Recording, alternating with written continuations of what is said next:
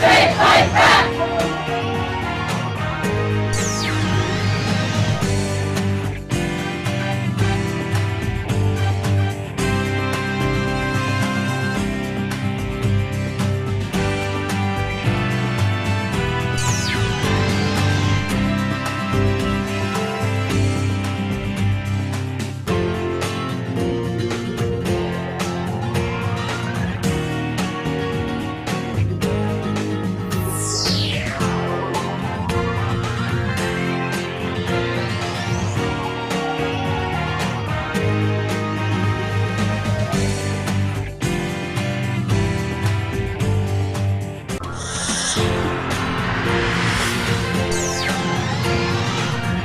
It's that time of year where we celebrate Memorial Day. We memorialize the Americans who have died in our wars, in the Vietnam War, in the Iraq War, in the Afghanistan War, in the Gulf War, the earlier Iraq War, in the Korean War.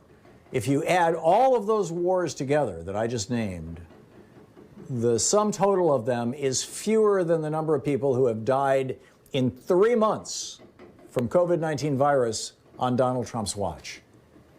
Isn't it time for us to memorialize the Americans who have died and are continuing to die at the rate of, well over 1,000 a day as a result of the incompetence of Donald Trump? It seems like maybe it's a good idea. Maybe it's the time to add COVID-19 victims. Because, after all, Trump says we're warriors, or maybe there should be a separate holiday. But something to think about. You'll find a video about it over at thomhartmann.com.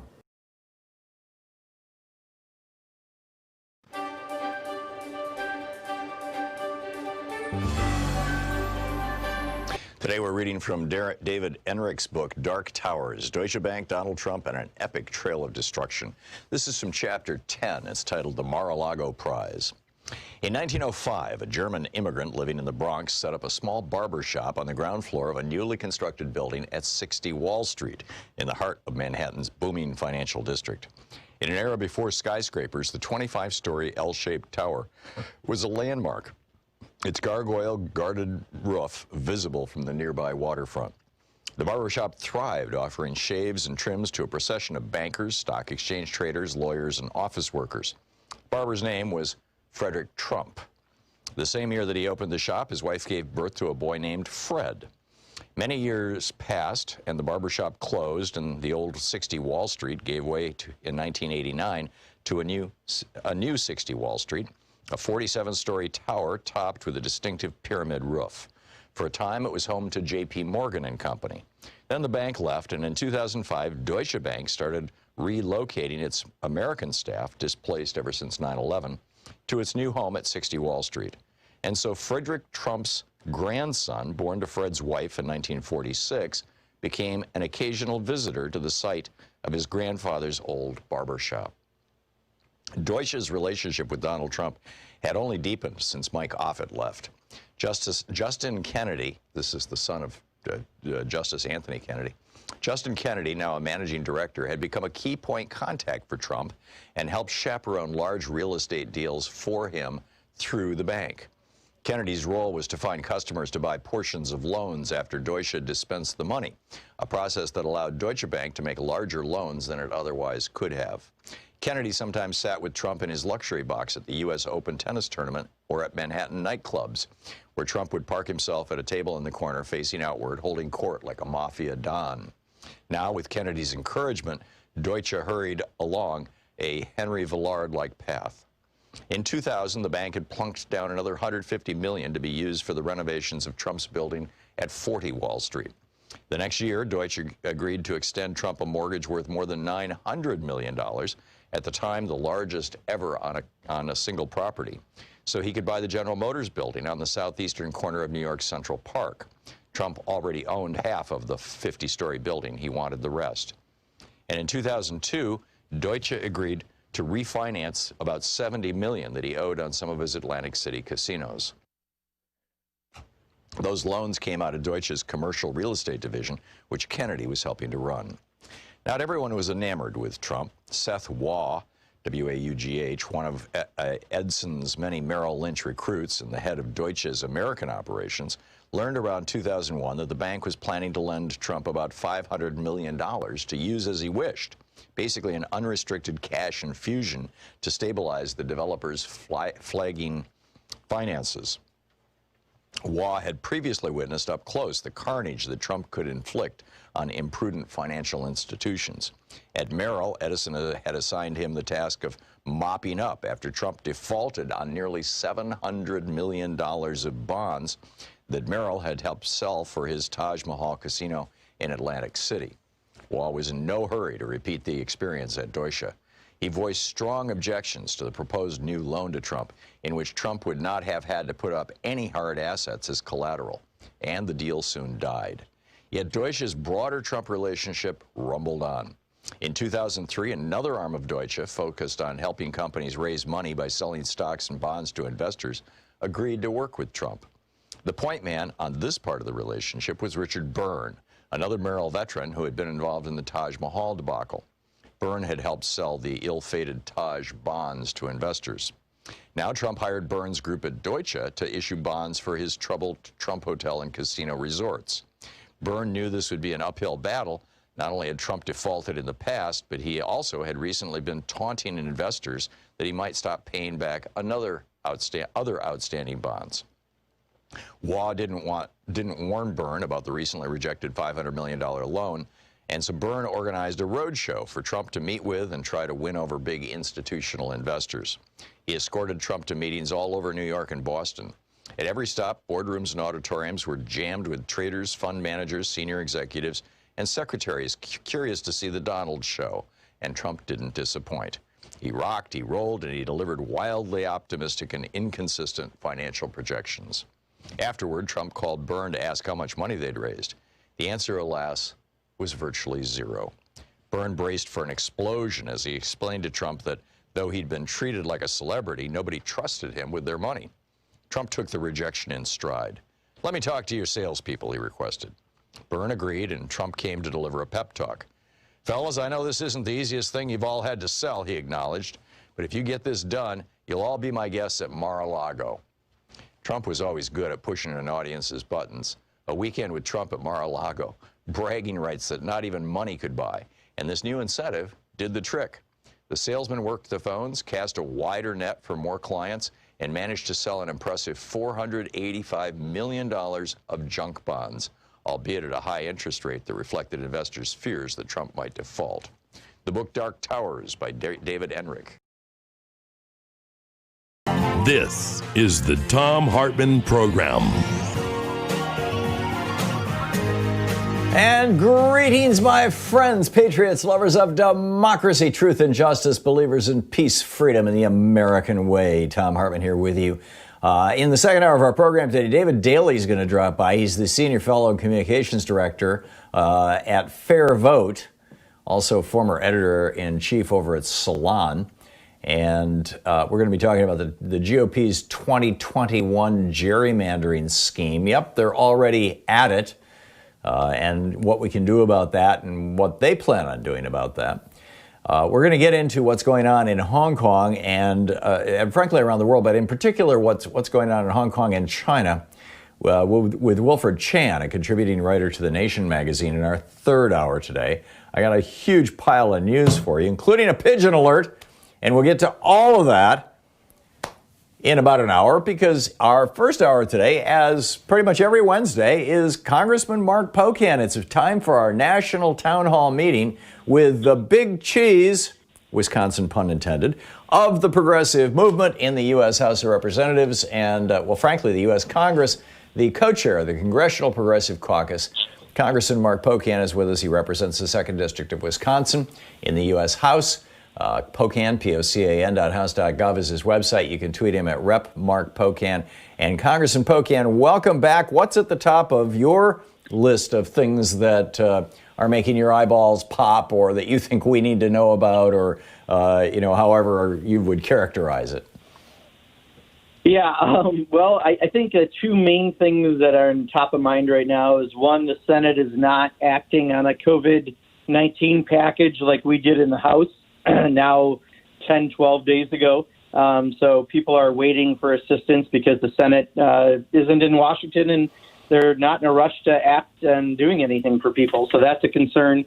And then second, this ridiculous, and that's the only way I can describe it, fight that we're seeming to have over masks in this country. I really am dumbfounded by it. I don't understand why anyone would not want to be respectful enough to wear a mask if they're in among people. You don't have to wear it in your own home, but obviously in a lot of other places. And watching the president and really the idiocy that he's exhibiting and the lack of leadership he's exhibiting is kind of beyond frustrating because, you'd think at bare minimum as president, you don't want the people in your country to get sick, and he can't even seem to accomplish that. So I'm at a loss for this president. Yeah, I have noticed, Louise and I went out yesterday, the day before, I guess it was over the weekend, up to Vancouver, Washington, just across the river from us, because we wanted to pick up some food from a Mexican restaurant we love up there, Husong and Larry's. And there's a big park right before that restaurant, and then there's a farmer's market in downtown Vancouver. We drove by both. In the farmer's market, it was maybe 10% of the people wearing masks. In the park, I think I saw 2 people out of maybe 300 wearing masks. It was pretty shocking, actually, when you consider it. By the way, let me just remind our listeners, you are here for the hour taking calls. Our telephone number, 202-808-9925. And as they say in the radio business, lines are open. I watched a compilation on YouTube or on Twitter a couple days ago of video. Somebody pulled together a whole bunch of little videos that have been tweeted by other people and strung them all together. And they were all people coming up to the person holding the camera, who was presumably wearing a mask, spitting on them, yelling loudly at them, threatening them with their breath, with their, basic. And I think that what's going on is that the people who listen to Right Wing Hate Radio and watch Fox News actually believe that people wear masks because they're afraid of getting sick.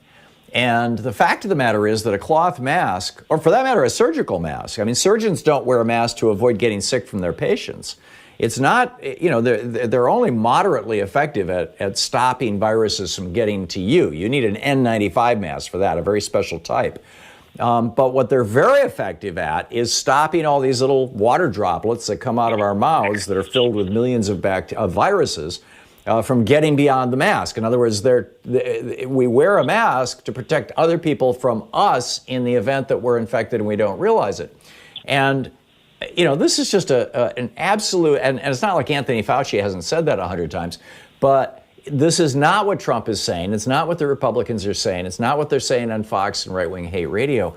How do we get that message out there? I mean, in other countries, if you were walking down the street in Seoul or in Christchurch or in Sydney, any of these countries that have literally fewer, in Korea, I guess it's fewer than 300 deaths.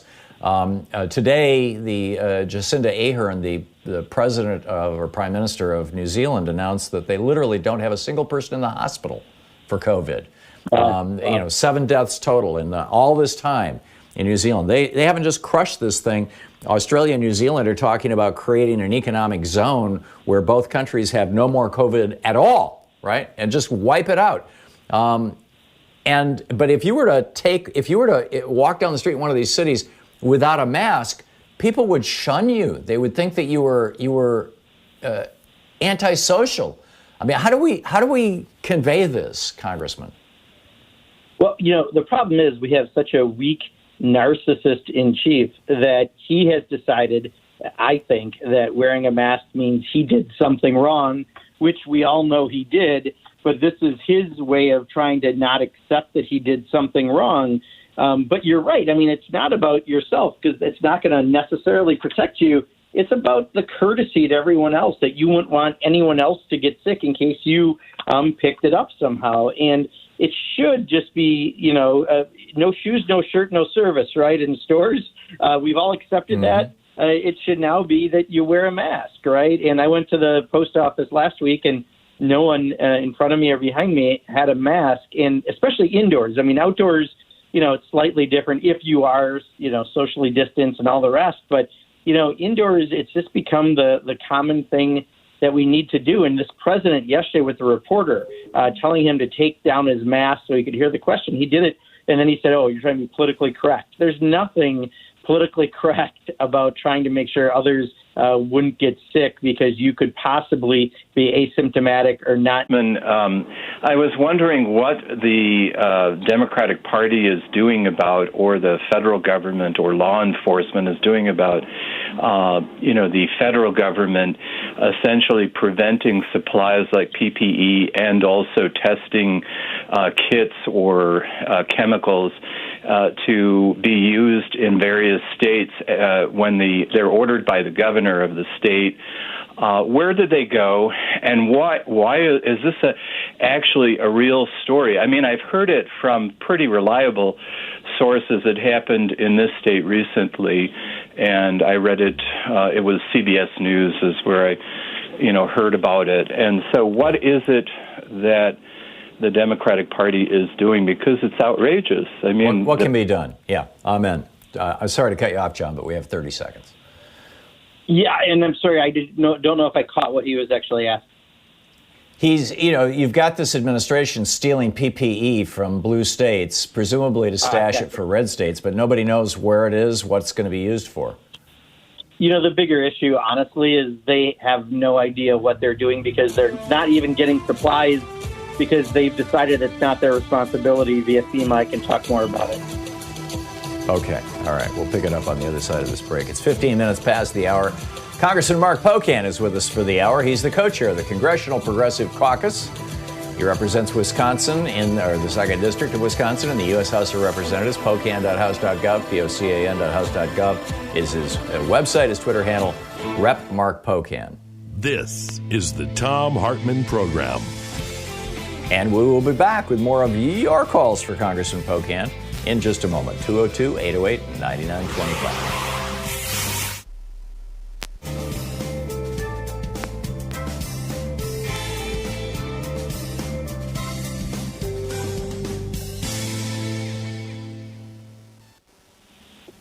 And welcome back. Jim in Long Beach, California, listening on KPFK. Jim, you're on the air with Congressman Pocan.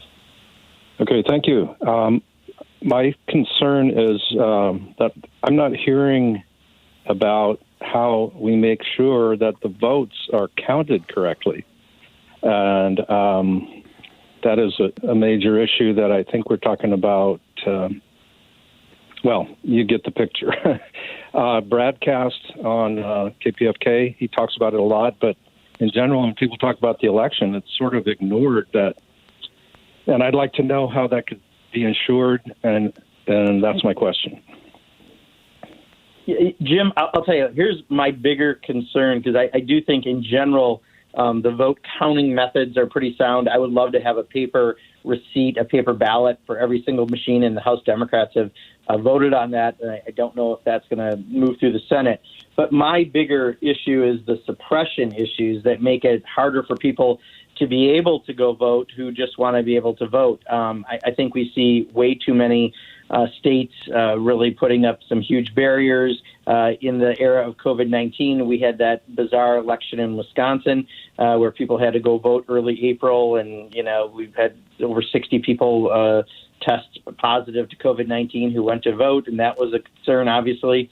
There's just so many things around voter suppression that I think are the issues that we really need to focus on. Unfortunately, Eric Holder, our former Attorney General, has been at the forefront, along with, quite honestly, President Obama, in dealing with a lot of those states and those issues. But I'm not as concerned about how they're counted right now, although obviously I want a paper ballot receipt so we can have verifiable recounts. I'm more concerned about not even getting people to be able to vote. Robin in Seal Beach, California, listening on KPFK. You're on the air with Congressman Pocan. Yeah, hi, good morning, guys. Thank you so much for taking our calls. My question and frustration is with the upcoming election and Biden's campaign. Why hasn't he been more vocal and brought forward a plan about what what his vision is for the country, how he's going to help heal the division? And, of course, we know we need to defeat the malignant, cancerous Trump, but he's got to at least be more forthright about what he plans, what his focus is for the nation. I don't get why he's not more vocal about this. I hear you, Robin. I can't say this definitively, but I hope this is part of the reason, is that I know they have these joint committees of people who supported Bernie Sanders and Joe Biden for the Democratic Party leading into the platform that are working on different areas from the economy to healthcare, et cetera.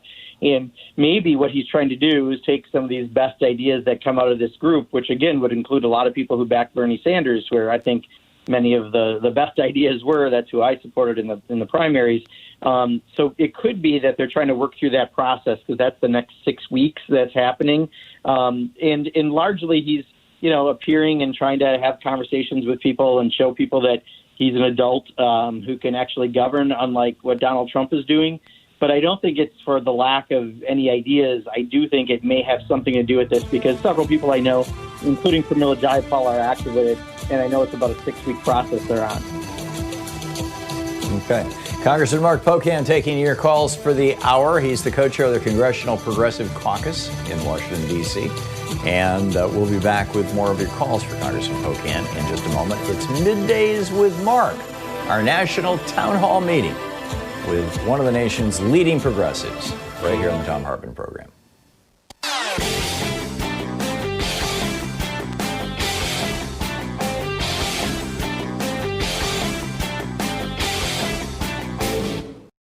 It's that time of year where we celebrate Memorial Day. We memorialize the Americans who have died in our wars, in the Vietnam War, in the Iraq War, in the Afghanistan War, in the Gulf War, the earlier Iraq War, in the Korean War.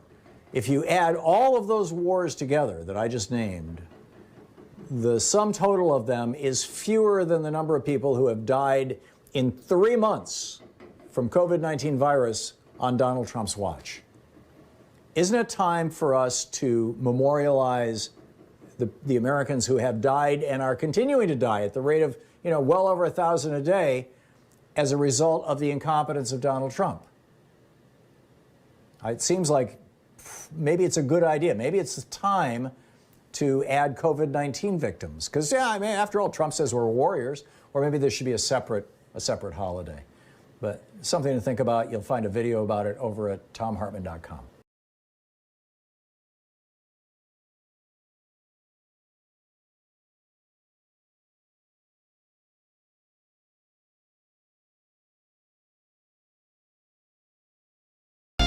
Congressman Mark Pocan with us for the hour. Middays with Mark here on the Thom Hartmann Program, our national town hall meeting with one of the country's leading progressive members of Congress, and leading progressives, period. Jill in Manila, Indiana, You're on the air with Congressman Pocan. Oh, hi, Tom. Hi, Congressman. My question is, I've had a lot of texts from GoStopRepublicans.org, GoTrainDemocrats.org for contributions, to get ads up and stuff. But I was wondering, which are the best place to put your money to get Democrats elected? I want to make sure that when I'm giving money, I'm, getting it to the best place that will do the most before we can get our ads. Yeah, Jill's fading in and out, but how do we best contribute our money? Gotcha. I thought that was my phone. I'm glad it's not. Well, Jill, I think it depends. I don't think there's a one cookie-cutter answer. In general, I like money going directly to the candidate's campaign committee, because I think they have the most direct control over it, and it's more likely to be spent on things like field and dollars that are actually doing voter contact as opposed to general advertising. Now, having said that, that's a little bit of a generalization. Some groups are doing that with their money, and they're not attached to a candidate. So I think, it's just a little research on it. I think if you get a group that has a name that means nothing to you, that's saying it's going to do something good, I wouldn't give them any money, because I get a lot of those, and I don't know who runs them, and I don't know what they're going to do, and I don't know if it's just to enrich an individual. But, I trust the Congressional Progressive Caucus. We put out emails, and we use that money to help elect progressives. I trust individual candidates. the most. In some cases, like Wisconsin, we have a really great Democratic Party run by Ben Wickler, who used to be the political director at Move On. I give to then a party in that case. So it does require, I think, just a little bit of homework on the group. But in general, I'd say candidates are your best bet. Also in Indiana, Dennis in Muncie, you're on the air with Congressman Pocan. Taking my call. I just wanted to comment that about deep fakes. For anybody who doesn't know, a deep fake is a digital representation of a person that is, well, the technology is supposed to be developed, perfected by 2024, where they can have a candidate say anything that they want, and it'll be indistinguishable from real life. There is no way to legislate against that, is there? Yeah, I couldn't speak to if you could legislate against it. I mean, the one thing I know that when we've seen that happen, generally you're able to prove if it's true or not, and it hasn't really taken off in something that's been used falsely. So I guess I can't give you an answer to your direct question of whether or not we can legislate against it, but also it hasn't been something that's been used effectively where someone says, no, I clearly didn't say that, and they have some proof. I just haven't seen that actually come up as an instance yet. Not that it won't, but at this point, it doesn't seem like there's the access to that technology enough for people to be able to manipulate it, and I'll have to look into the legislating side. George in Sarasota, Florida, you're on the air with Congressman Pocan. Yeah, I've got a question to the congressman, and I guess, I'll pose a question and then kind of make a statement and just related to it. And it is specifically, does the congressman believe that the Republican Party, as it's currently constituted, is a party that can be worked with, for the betterment of the country? And the reason I say that is that my perception is the answer to that question is clearly no. And the reason I say that is what I see in terms of policy, attitude, behavior is they have basically thrown out any pretension of comedy and cooperation. Over a series of decades, and I think it began, I recall in the '80s with Lee Atwater, where there was a conscious decision made on the part of their consultants to basically go for the jugular. George, we got it, and we only have 45 sequends left for Congressman Pocan to respond, so let's let him respond to your question. Yeah, George, I hear what you're saying. I think in the current Republican Party, it is different than even a few years back, but certainly the last 10 years, the rise of the Tea Party have made it, I think, much different. I've been in government for closing in on 30 years now. But with Donald Trump, I've watched people say things and do things that are directly different than what they'll tell you one-on-one because they're afraid of Donald Trump. And because of that, Donald Trump really has become the cult leader for the Republican Party. And the members of the Congress all too often are cult followers because they won't stand up for the things they actually believe in. So it is incredibly difficult right now to accomplish that. But having said that, I remember a time where I could, and I'd love to get back to that. Congressman Mark Pocan with us for the hour. Middays with Mark, taking your calls on the issues of the day. He is the co-chair of the Congressional Progressive Caucus. He represents the 2nd District of Wisconsin. Pocan.house.gov is his website. You can tweet him at Rep, as in Representative, Rep Mark Pocan. We'll be right back after this break at the bottom of the hour. You're listening to the Thom Hartmann Program. Call 202-808-9925. More of your calls for Congressman Mark Pocan in just a moment.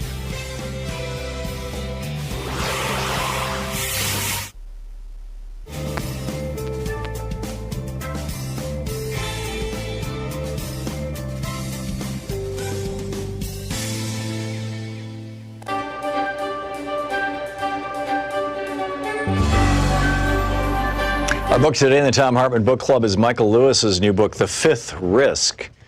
And this is from the prologue, which is titled Lost in Transition. Chris Christie noticed a piece in the New York Times. That's how it all started. The New Jersey governor had dropped out of the presidential race in February 2016 and thrown what support he had behind Donald Trump. In late April, he saw the article. It described meetings between representatives of the remaining candidates still in the race: Trump, John Kasich, Ted Cruz, Hillary Clinton, and Bernie Sanders, and the Obama White House. Anybody who still had any kind of shot at becoming president of the United States apparently needed to start preparing to run the federal government. The guy Trump sent to the meeting was, in Christie's estimations, comically underqualified. Christie called up Trump's campaign manager, Corey Lewandowski, to ask why this critical job hadn't been handed to someone who actually knew something about government. Lewandowski said, "We don't have anyone." Christie volunteered himself for the job, head of the Donald Trump presidential transition team. "It's the next best thing to being president," he told friends. "You get to plan the presidency." He went to see Trump about it. Trump said he didn't want a presidential transition team. Why did anyone need to plan anything before he actually became president? "It's legally required," said Christie. Trump asked where the money was going to come from to pay for the transition team. Christie explained that Trump could either pay for it himself or take it out of campaign funds. Trump didn't want to pay for it himself, and he didn't want to take it out of campaign funds either, but he agreed grudgingly that Christie could go ahead and raise a separate fund to pay for his transition team. But not too much, he said. And so Christie set out to prepare for the unlikely event that Donald Trump would one day be elected president of the United States. Not everyone in Trump's campaign was happy to see him on the job. In June, Christie received a note from Trump advisor Paul Manafort. "The kid is paranoid about you," Manafort said. The kid was Jared Kushner, Trump's son-in-law. Back in 2005, when he was U.S. Attorney for the District of New Jersey, Christie had prosecuted and jailed Kushner's father, Charles, for tax fraud. Christie's investigation revealed in the bargain that Charles Kushner had hired a prostitute to seduce his own brother-in-law, whom he suspected of cooperating with Christie, had videotaped the sexual encounter and sent the tape to his sister. The Kushners apparently took their grudges seriously, and Christie sensed that Jared still harbored one against him. On the other hand, Trump, whom Christie considered almost a friend, couldn't have cared less. He'd invited Christie to his and Melania's wedding, and he pressed him to attend his daughter Ivanka and Jared Kushner's wedding. "That would be awkward," said Christie. "I'm paying for the wedding, and I don't give an S," said Donald. Christie viewed Jared as one of those people who thinks that because he's rich, he must also be smart. Still, he had a certain cunning about him. And Christie soon found himself reporting everything he did to prepare for a Trump administration to an executive committee. The committee consisted of Jared, Ivanka Trump, Donald Trump Jr., Eric Trump, Paul Manafort, Steve Mnuchin, and Jeff Sessions. "I'm kind of like the church elder who double counts the collection plate every Sunday for the pastor," said Sessions, who appeared uncomfortable with the entire situation. The elder's job became more complicated in July 2016 when Trump was formally named the Republican nominee. The transition team now moved into an office in downtown Washington, D.C., and went looking for people to occupy the top 500 jobs in the federal government. They needed to fill all of the cabinet positions, of course, but also a whole bunch of others that no one in the Trump campaign even knew existed. It's not obvious how you find the next Secretary of State, much less the next Secretary of Transportation.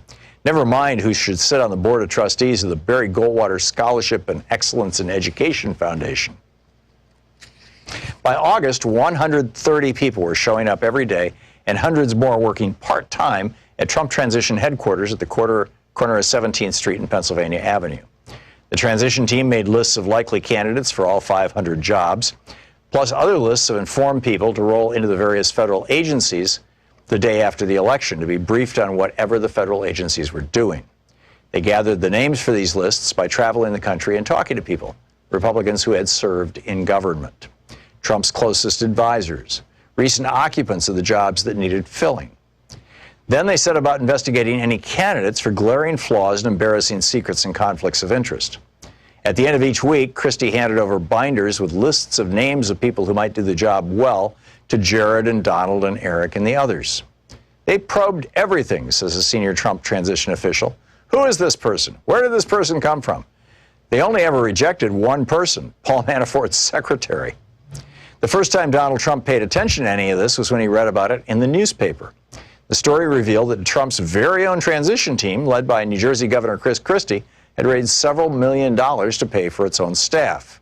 The moment he saw it, Trump called Steve Bannon, the chief executive of his campaign, from his office on the 26th floor of the Trump Tower and told him to come immediately to his residence many floors above.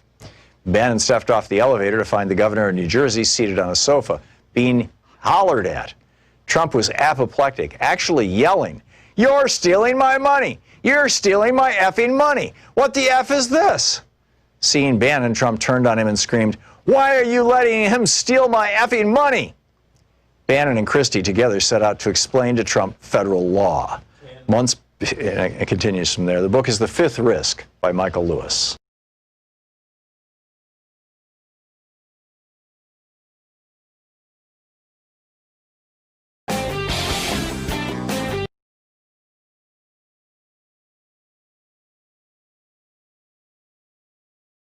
This week, what can we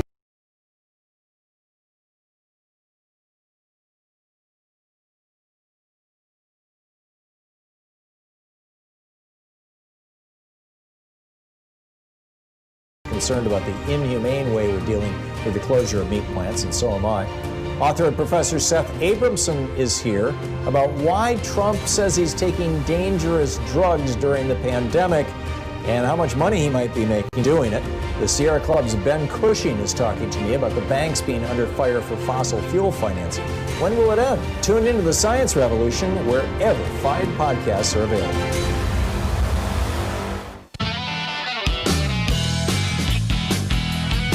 It's Middays with Mark. Congressman Mark Pocan taking your calls for the hour. And Justin in Norman, Oklahoma. You are on the air with Congressman Pocan. Hey, guys. Thank you both for doing what you do. I wanted to preface my question with the fact that I am coming from Venice, California, and unexpectedly had a pit stop in Norman, Oklahoma. Great people here, but there's quite a stark difference between the amount of people wearing masks here and Venice, California. And I was just wondering why it's not mandated in every state until we get this under control, that we have to wear masks in closed public areas.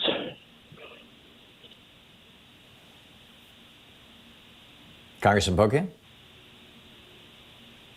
Sorry about that. I had mute on during the break. I apologize. I heard Justin. No, it's all good. Yeah, Justin, it's a great question. You know, I think what we've been avoiding is trying to have to get to the point you have to legislate common sense. But you're right. I mean, we're seeing this, and now that we're starting to see this become a cultural war of some sort. Although, again, the good news is I did read or a poll said only 8% of people say they would never wear a mask. So I think most people kind of understand it. The problem is if the president continues to fight this issue, it will make it much more difficult because people will double down with him on the issue. So, in the meantime, the good news is, you're seeing sports figures, you're seeing people in entertainment, you're seeing people in all different walks of life say to do it. And I think that helps to make the bigger case. The problem is the person with the biggest bully pulpit in the nation is the person who's misbehaving the most. And I think that's the difficulty we're really facing. John in Apple Valley, California. You're on the air with Congressman Pocan. Thank you for taking my call, gentlemen. And my suggestion is about how to force somebody like a grocery store to make customers wear a mask. And that is this: a civil assault is a threat to make an unconsented touching. A civil battery is an unconsented touching. A conspiracy to commit assault and battery could be made, the argument could be made that the grocer, by allowing a customer to come in without a mask, is agreeing that he's allowing that customer to assault and batter other customers in the store. Draft up a little notice, give it to management, and the next day go back and sue them if they let anybody in without a mask. Sue them in small claims court and hit them in the pocketbook. That's my suggestion. What are your thoughts, gentlemen? Well, I guess, John, I'm hoping we don't have to get to these stages. I mean, we have operated since I was a little kid. You can't go into a store without a shirt or barefoot, right? That is just a common practice, and it's commonly, able to occur. And I think it should be, if a business says they don't want someone in with a mask, that you can turn them down. And, so far we've watched, some of the clips that are out there. But, it should just be the same common courtesy, because that small business does have that right to refuse some entrance to folks, I believe. And, let's hope we don't have to take it to that place. Let's hope that someone, can talk to the president and get to him within Republican circles. Unfortunately, all too often, and usually it takes someone to actually personally be affected in order to do something. Maybe that's what'll work for him. But we need him to give us different leadership on this issue, because across the board, everyone else is being pretty reasonable. And I think the same thing would happen, to him. I am dumbfounded by how this has become the issue that it's become. And I really wish we got to the root, which the best I can guess is that the president feels like if people wear masks, it shows he did something wrong. And it's got to be around the ego. I don't think it's, for many of the other ideas that have been proposed. I think he's concerned that it's going to smear the makeup on his face. I was going to say that, Tom. I was trying to be polite. Yeah, I think that's. But it's all about vanity. The reality is, though, I think it's just in his head. It shows he did something wrong, and he doesn't want to admit he did wrong. That's my best guess of why this has become his fight. But it's just so ridiculous, because even Mike Pence, who I have many ideological differences, but I think he's at least a big boy. And he'll wear a mask when he's not around the president. But then we saw the other day when he's around the president, he also behaves foolishly. And we just need some adults in that administration to stand up and say something to him. Yep. Kimon in Dayton, Ohio. You're on the air with Congressman Pocan. Yeah, I would like to know, because it's my understanding that the Republicans wrote a letter to Mike Pompeo encouraging him to threaten the World Court because against prosecuting Israel for their war crimes against the Palestinians. And some Democrats have signed off on that letter also. I'd like to know who they are and why they're doing this. And the letter again you're referencing, I'm sorry? He said it was from some Republicans arguing that Israel should not be brought before the World Court for what's going on in Gaza and the occupied territories. Yeah, I haven't seen the letter. I mean, I can tell you, I led the first delegation in Congress to go into Palestine. Now, I believe 3 years ago, maybe it's 4. I'm really bad at time when it comes to that. But we had a group that went in, and we could not get into Gaza. They turned us down, the Israeli government, which tells me that conditions can only be so awful that they don't want people to see it. And of course, we have seen footage from within Gaza that has come out. There's no question that the conditions are not. They're a humanitarian crisis, I would argue, especially in Gaza. And watching the continued land grabs and what they're doing is going to make it impossible to have peace in that region, which is why we need an adult as a president who doesn't just want to pander, which he's been doing with many of his actions around the Middle East. So, I haven't seen the letter, so I can't comment directly to it. But, I have seen folks who've lost their land in the West Bank to these settlements illegally going in. I think that we should have a very different dialogue going if we're ever going to have peace in that region. And, the situation in Gaza is especially horrific on many fronts. You've got, half the people on food assistance, 95 to 99% of the water you can't drink. And the water is sold by, as I understand it, the political leadership of Hamas, which doesn't help either, because that's also part of the problem. I mean, there's a lot of issues that we have to address in that area. And I think for anyone to have a letter, if the way the person's explaining it doesn't make any good sense.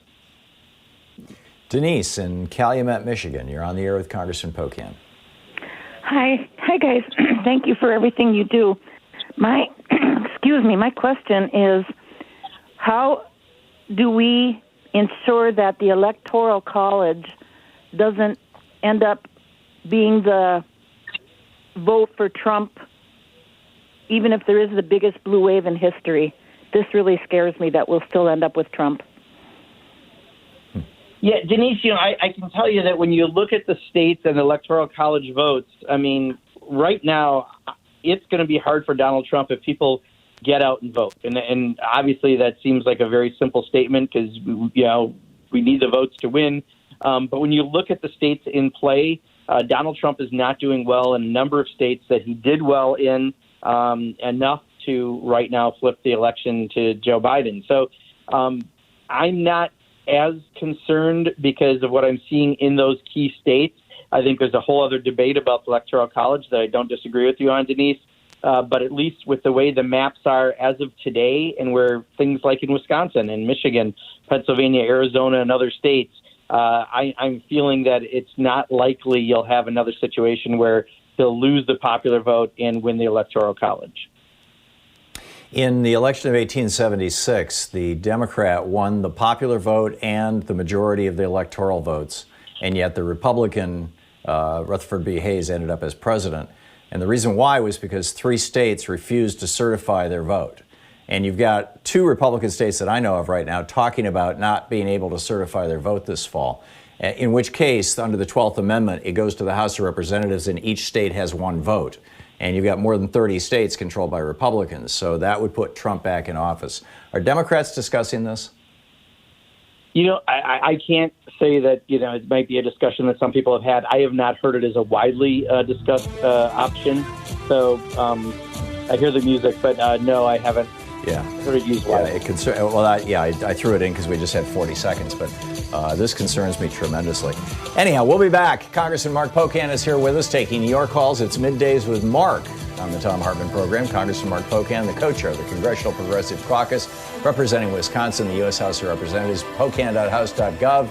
You can tweet him at @RepMarkPocan. And his tweets don't have... to Thom Hartmann. Visit ThomHartmann.com for audio and video archives. And his tweets don't have corrections from Twitter on them. Yes, he tells the truth. We'll be back.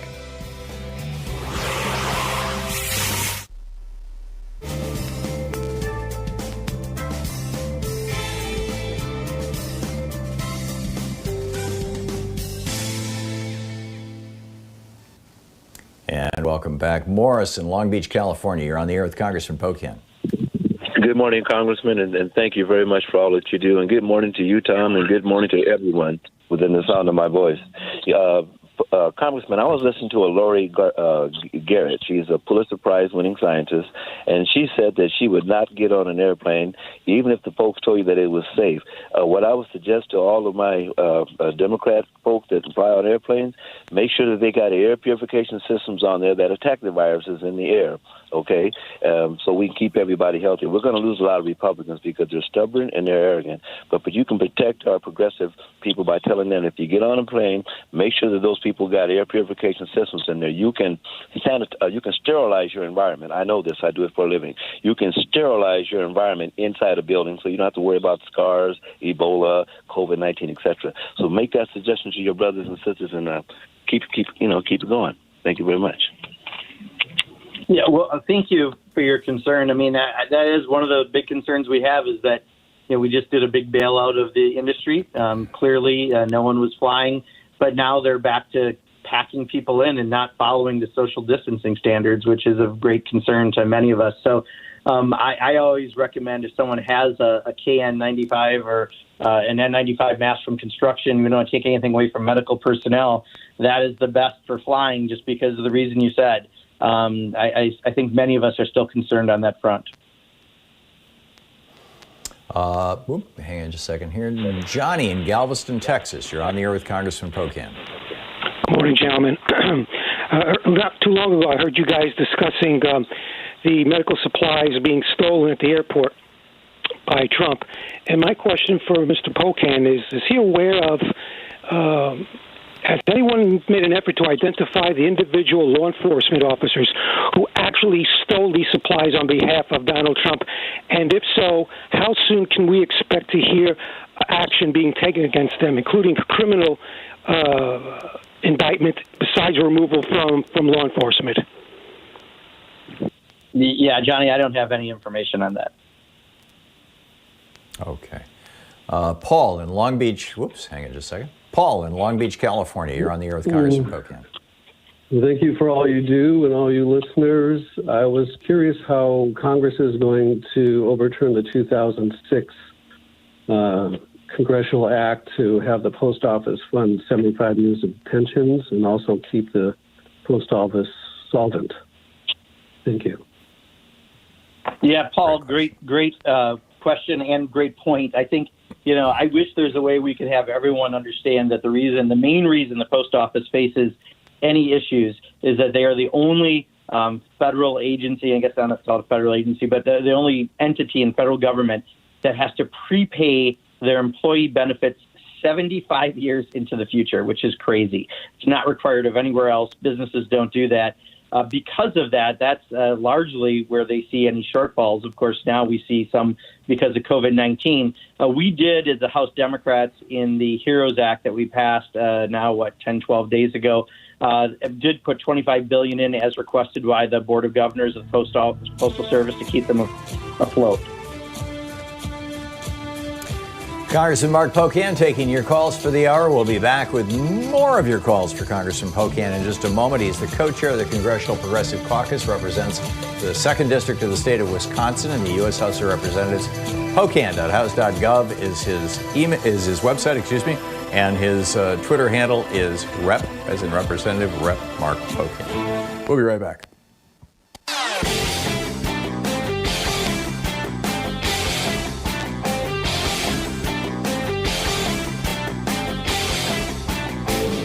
Hey, Thom Hartmann here. I have a new book out. It's called The Hidden History of Monopolies, How Big Business Destroyed the American Dream, and Ralph Nader wrote the foreword. It's available for pre-order wherever you find fine books. Hey, we have a brand new video up at thomhartmann.com for the people who are subscribers or supporters to our program. And this one's about national health insurance and why and how we really need a single-payer national health care system, whether you call it Medicare for all, or you call it single-payer, or you call it whatever. Medicare for all, it has a lot of appeal because, generally speaking, Medicare is positively viewed. That's what they call it in Canada. It's called Medicare. And, which makes sense, care for people using medicine. We would save at least $150 billion a year just on billing. You've got hospitals in the United States that have entire floors devoted to billing. Hospitals in Canada have one desk with, 1 or 2 people sitting at that desk, handling the billing. It's just crazy. And people would get better care. They get more comprehensive care. Our entire nation gets healthier. And there's a whole bunch of essentially bullet points to build this argument for Medicare for all over at thomhartmann.com. You can check it out right now. It's Middays with Mark, Congressman Mark Pocan, doing our weekly national town hall meeting right here on the Thom Hartmann Program. And David in San Francisco, you are on the air with Congressman Pocan. Oh, thanks, Tom and Congressman. I was interested in some of the lawsuits that are going to be coming out of this, torts coming out of it, who's going to be liable for so much negligence. So there's got to be some legislation that's being discussed about that. The other thing I happen to, you were talking about the post office. You know what victory gardens are? Like right now it would be a smart idea for people to put in gardens to keep victory gardens to be able to prevent food price spikes.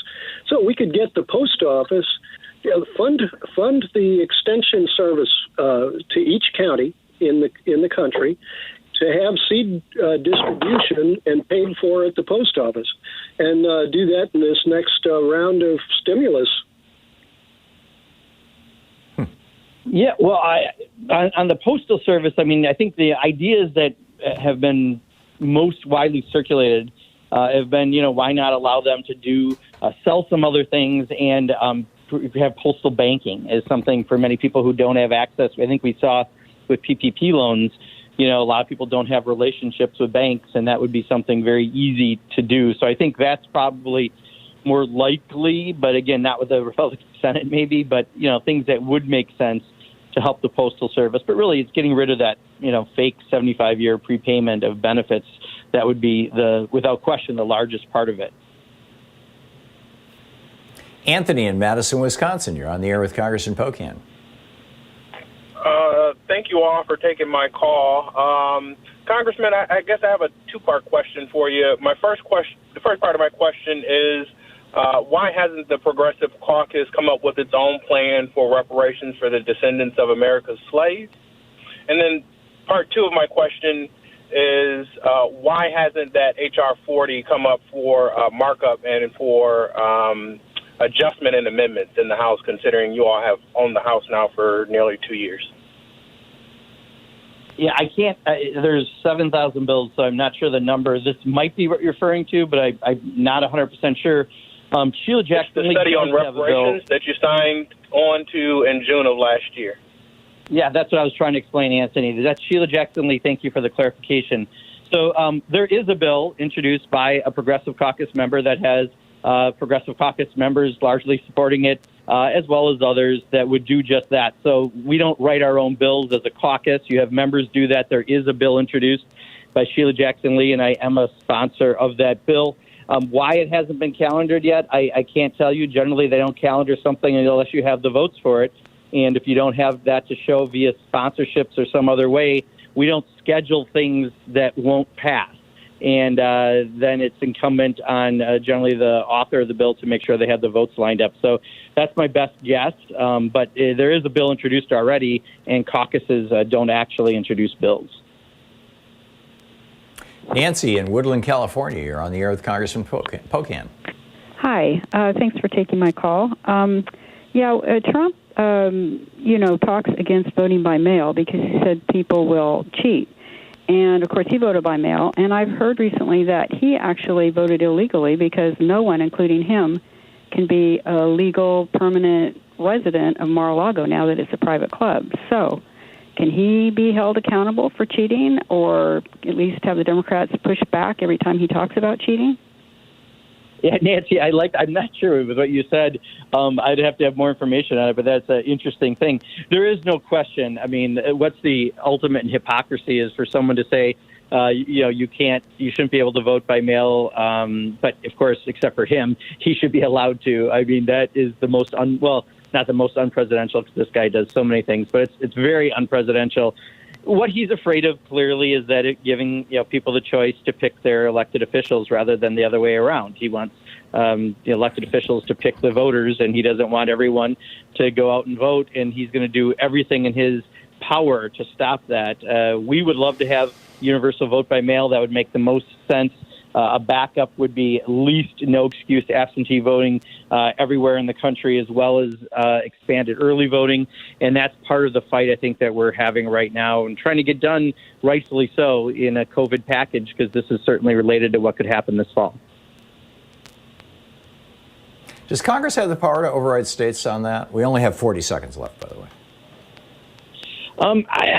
I don't have the answer offhand on that, Tom. I just know that we can say, I believe the universal absentee ballot access with no excuse. We had that in H.R. 1 and a number of other proposals. That is what probably the most serious talk is right now, just because I don't think the Republicans are going to go for vote by mail. But we have to try to allow this and be as widespread as possible. And that is something that we have still talked about trying to get done. So you're guessing it would probably be subject to Supreme Court review? Potentially, but I mean, this is very much something we're pushing in one of the COVID bills, and we, at minimum, want to have that. And that's coming directly from leadership. Great. Congressman Pocan, thanks so much for being with us today. Great talking with you. Thank you. Yeah, thank you, Tom. You're listening to Thom Hartmann.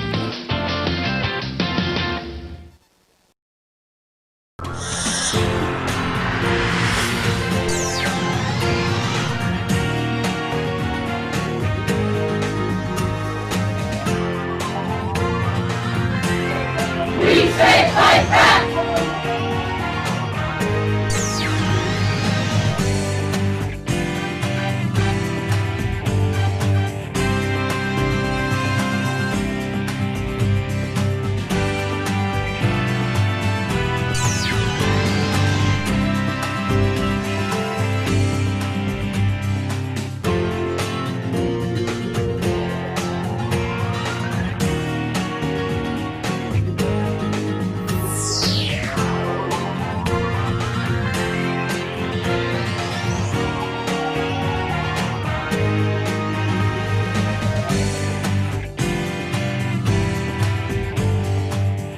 we've got a new video up for regular supporters of our program over at thomhartmann.com, and this is about just a totally bizarre story about these three guys with no VA experience, not even veterans, who are all big shots down at Mar-a-Lago, that Donald Trump has put in charge of the Veterans Administration functionally.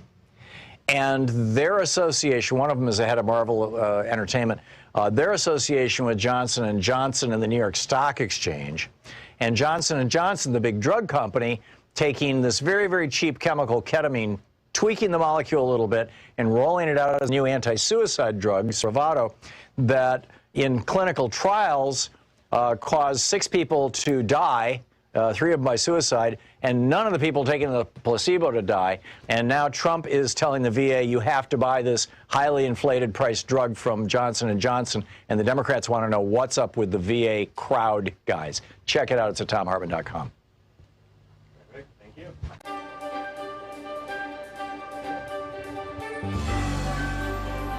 Our book today in the Thom Hartmann Book Club is Health Justice Now, Single Payer and What Comes Next by Timothy Faust. And this is from the introduction. A secret scream rings through America. It rings down the sterile fluorescent hallways of our hospitals. It rings over our rural towns and our native reservations. It rings through our prisons, the bellies of our great cities. It rings in our farms and our fields, our streets and our sewers, our bodies and our blood. And we are cursed to never hear it clearly until, at last, we realize it has been our own mouth screaming and we are lost. A child born today inherits, in that secret, a new American squalor, the skeletal remains of the American cities, the bleached bones of the American suburbs.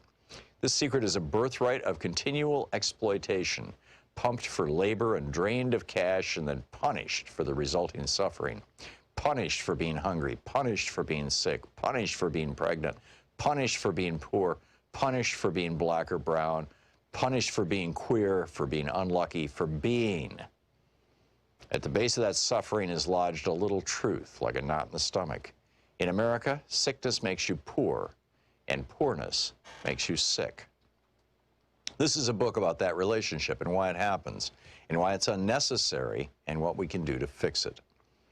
The cosmic whirling of God's great slot machine has not determined that some people are fated to suffer while others flourish. We have the resources to take care of everyone, and yet we refuse to do so. Your medical debt and medical bills are unnecessary, but we have chosen to make them necessary. These are structural problems with structural causes, and many of them share roots in how we pay for health care. This is a book about health care and health finance. They are different. Health care is anything that helps you stay safe and healthy. It's a kind of freedom from and within your own body.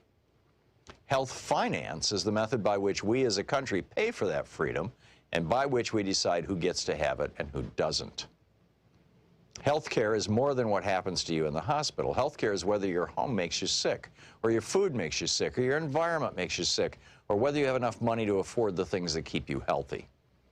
In America, the structure of corporate health care has convinced us that some people deserve health care and some people don't. This is a book about that corporate health finance, about private insurance and private insurers. For half a century, they've convinced us that they're the only things that keep us or could ever keep us from the utter financial ruination of illness. They've sold us different inadequate insurance plans and persuaded us that this is a form of great liberty, while chipping away at our freedoms for profit and holding our bodies and our children's bodies hostage. This is a book about single-payer health care, a health finance model in which we pool our abundant collective resources to provide health care to all people. It is a common model across the world.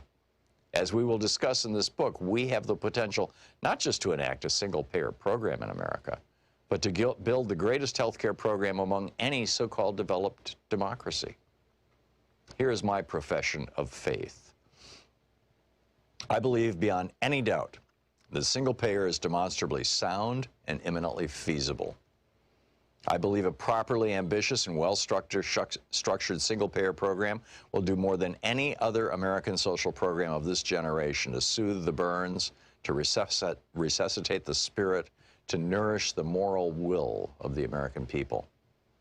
I believe it will loosen the loathsome manacles of American health finance, an exploitative institution that profits by plundering from us our own bodily autonomy, and that anchors a larger exploitation that holds those whom we love as captive leverage to guarantee our servitude to abusive employers or domestic partners, to those who seek to dominate us both in the office and in the hospital. I believe this nation owes its people, whose labor has created its rich banquet, the safety and agency of health care. I believe this health care is greater in scope than that which happens upon an operating table. I believe that housing, food, income, and more, the components of basic human dignity, are health care. And I believe our work is that of striving toward justice for all people. And I therefore believe, I have to believe, that single-payer health care is our moral imperative. Single-payer is our tool. Single-payer is our weapon. Single-payer is our first step. But single-payer on its own is not the goal. This book is about health justice. Healthcare is personal, so I want to start this book personally by introducing two friends of mine, Steve Way and Kyle Kolick. They're two guys about my age, I'm 30, who live in North New Jersey. They're sweet, gentle people, and probably the most charismatic pair of friends I've met in my entire life.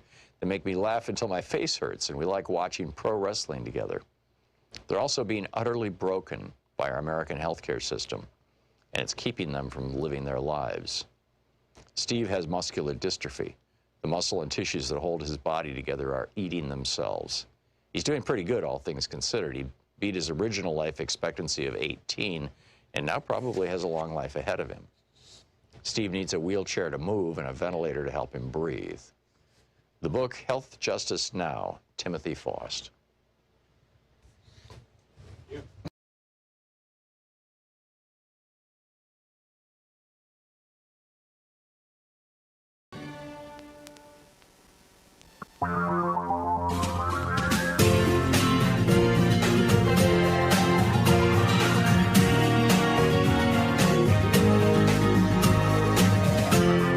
This is the Thom Hartmann Program. Welcome back. Thom Hartmann here with you. Our question for the day: how do we stop them from killing more people? Them specifically, I'm talking about Donald Trump and Jair Bolsonaro. The epicenter now for the world for this pandemic has moved from the United States to the United States and Brazil. We are the two countries where this thing is completely out of control, or largely out of control. And, in the United States, you could say state by state, but in Brazil, it's like, woo, it's totally out of control. And these two guys are essentially refusing to do anything consequential about an epidemic that is killing massive numbers of their own country's citizens. And for this, in my opinion, Bolsonaro and Trump should be brought before the International Criminal Court at The Hague and charged with crimes against humanity. What do you think? I mean, to compound the situation here, Trump is now ridiculing people who wear masks, including Joe Biden. Wearing masks is one of the most simple, low-cost, effective ways to slow down the spread of the pandemic and to reduce the number of dead people. But Trump doesn't want to smear his makeup, and so he's suggesting to his insecure white male followers that wearing a mask somehow makes a man seem less manly. He's also refusing to do anything about testing at the national level other than ordering some swabs, which are not tests and they're not test kits, they're just swabs. I mean, this isn't just an abrogation of his duties as president. In my humble opinion, this is a crime. It is intentional disinformation, this squawking about masks that he's doing. It is intentional disinformation being put forward purely for political purposes, and it is and will continue to kill people. Even worse was his ignoring and lying about the coming pandemic when he was first informed of it back in November and December. Trump and Bolsonaro knew this thing was coming. Both of them from their own intelligence agencies, and if they didn't want to believe their intelligence agencies, they could read the damn newspaper, at least in December. I mean, this is when China said, hey, we've got a problem here. That was December. And then they could have said, well, let's say, okay, January or February or March. Well, eventually Trump did something in March. Bolsonaro still hasn't done anything to the best of my knowledge. But for 2.5, 3 months, they didn't even have to look at their own intelligence or look at what was going on in China. They could read the news or watch television about what was happening in Spain and Italy. And to a smaller extent in France and then later in the UK. But it really hit Spain and Italy first in a big way. The virus mutated there, so now we can identify the European version as opposed to the Asian version. The Asian version proliferates up and down the U.S. West Coast, particularly in the Pacific Northwest. The European version is all over the eastern seaboard and down to Florida. And then, of course, spring break spread it all across the Midwest. And that's going all over the country. And in both cases, either one of those could have been stopped, but Donald Trump did nothing. And now the same thing is happening in Brazil with Jair Bolsonaro. You've got countries from Taiwan to New Zealand to Norway that have gotten the virus under control.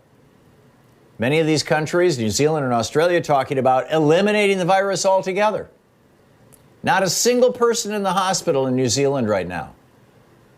They've only had 7 deaths in the same period of time that we've had 100,000. 7 deaths. That's it. And now they don't even, not only do they not have somebody on a ventilator, not only do they not have somebody in an ICU in New Zealand, they don't even have a person, not one person in the hospital with COVID-19. And Trump and Bolsonaro, they did worse than nothing by spreading lies and disinformation, by sending us off, chasing down rabbit holes of hydroxychloroquine, or warm weather, or it's going to go away when the summer comes, or whatever, as this virus exploded through our populations. Many of the families of people here who have died of COVID-19 in the United States have considered suing Trump, but it's nearly impossible to sue a sitting president. And Bill Barr has made it clear that the Justice Department will not hold Trump accountable for anything, up to and including, as they argued before the Supreme Court, Trump could murder somebody on Fifth Avenue. He could reload the gun and start to get ready to shoot somebody else. And you would not be able to stop him. You would not be able to try him. You would not be able to investigate him because he's the president, don't you know? This is the Bill Barr doctrine. So you think we're going to hold him accountable for encouraging behavior that is killing Americans indirectly by a virus? I mean, we actually have stories now of people walking into supermarkets and other public places and spitting on people or coming up close and breathing on people. Or this one woman, she $35,000 worth of vegetables had to be replaced because she was spitting on them in the supermarket and screaming that she had the virus. Now, a few of these are just nutty people. I mean, they would otherwise be standing on the street corner talking about the aliens coming or 5G is going to scramble their brains or whatever. But this has now metastasized into the Trumpaverse, into the people who are listening to right-wing hate radio and watching Fox News and aggressively not wearing masks, aggressively coming up on people.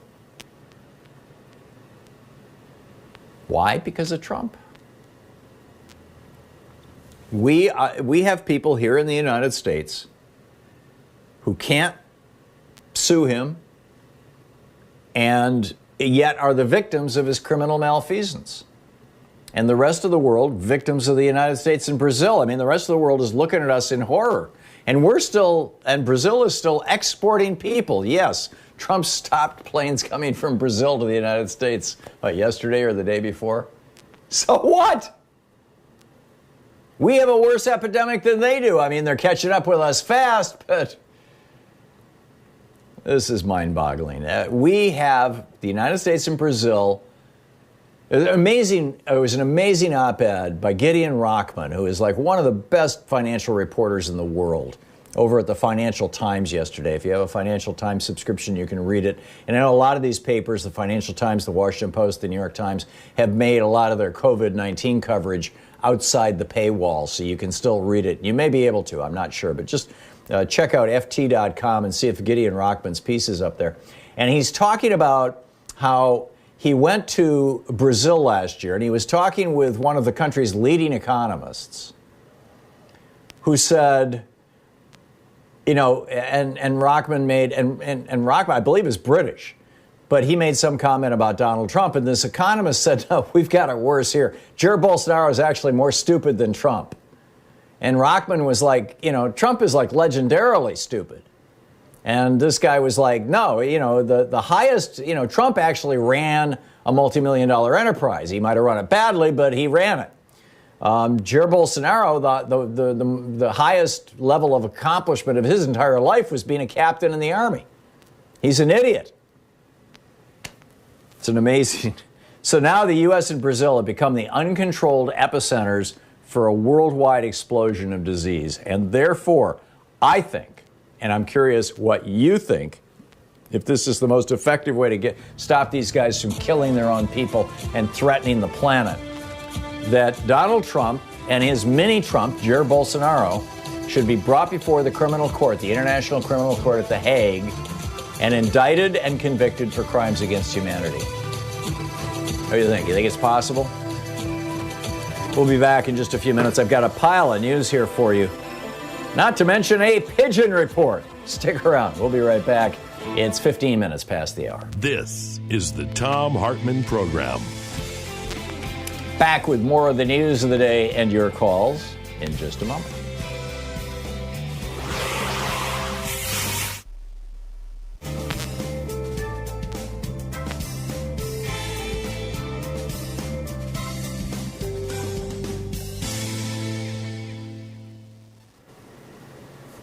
And welcome back. Mikey in Seattle. Hey, Mikey, what's up? How you doing, Tom? Appreciate all that you do. So this speaks to your previous speech about massive disinformation campaigns and voter suppression. But I'll just say that your point about our ineptitude in guarding against the spread of COVID-19 took my favorite American singer-songwriter, John Prine, when his wife returned from Europe and he came home to Tennessee. Anyway, really quickly, okay, in the news, bravo Twitter. This could be the chink in the armor of this idiot knight who has risen to power on a pack of lies, couldn't it? Yes, it could be. It could be, and I want to riff about that as soon as this break is over. Yes, absolutely. Cool. And the catalyst needed to wrest him from power. I say again, bravo, Twitter. And P.S., a real president would strongly back the people of Hong Kong. Mm-hmm. Yeah, I'm with you. And real presidents in the past have strongly backed the people of Hong Kong. Yes, and Trump's silence on this is deafening. Yes. You know, it's tragic. Thank you. Yep. Okay, thank you, Mikey. Nice to hear from you. John in Seattle. Hey, John, what's up? Hi, Tom. Thanks for taking my call. Great show, as usual. I'm just wondering if you have, speaking of crimes against humanity and stupidity, what are your thoughts on Trump's plans to resume nuclear testing? That's nuclear bomb testing, not nuclear reactors. Yes, I know. I know. I think it's a terrible example for the world. You know, Trump has said he admires Kim Jong-un. This is Kim Jong-un kind of behavior, you know? Mm-hmm. We don't need to be testing these nukes any longer. We have supercomputers that can simulate all kinds of situations. We know how they work. We blew up a whole bunch of them in the air. It's why John Wayne, in all probability, and pretty much every other member of the cast and crew on that film that they were shooting out in the desert when the bomb, I think it was in Utah, went off a couple hundred miles upwind from them. And, you know, they all ended up with that. I believe it's one of the reasons why there's an epidemic of thyroid insufficiency particularly among women, but among people in the United States, the most widely prescribed drug in the United States right now is thyroxine or Synthroid. It's a hormone replacement hormone for the thyroid. The thyroid, of course, gets whacked really hard by radioactive iodine, which is one of the major results of these above ground nuclear tests. Whether he's going to do it above ground, below ground, I don't think it matters. I think that it's Donald Trump trying to. He's looking for ways to seem strong. I mean, here's this guy who on Memorial Day could not stand still because the lifts in his shoes were tilting him forward. The girdle that he's wearing to hold his belly in was pulling him back. He was trying to hold a salute, but he was trying to be very careful not to touch his face because he didn't want to smear his makeup. And he feels like he's got to show that he's a manly man. So, hey, let's talk about nuclear weapons. I think it's pathetic, frankly. I just think it's pathetic. John, thank you for the call. It's an important issue, and we all need to keep an eye on this. We'll be back with more of your calls and the news of the day and my rants. I've got some news for you, too. Stick around. We'll be right back.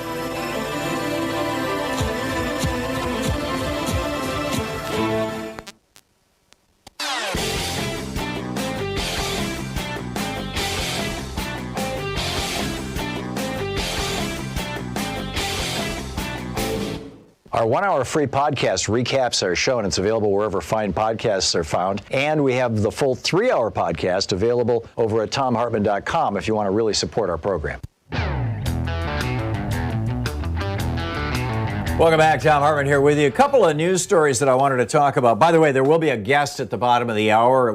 He won't be on very long, but he's got some really important stuff to share with us. But other than that, after that, I'll be picking up your phone calls.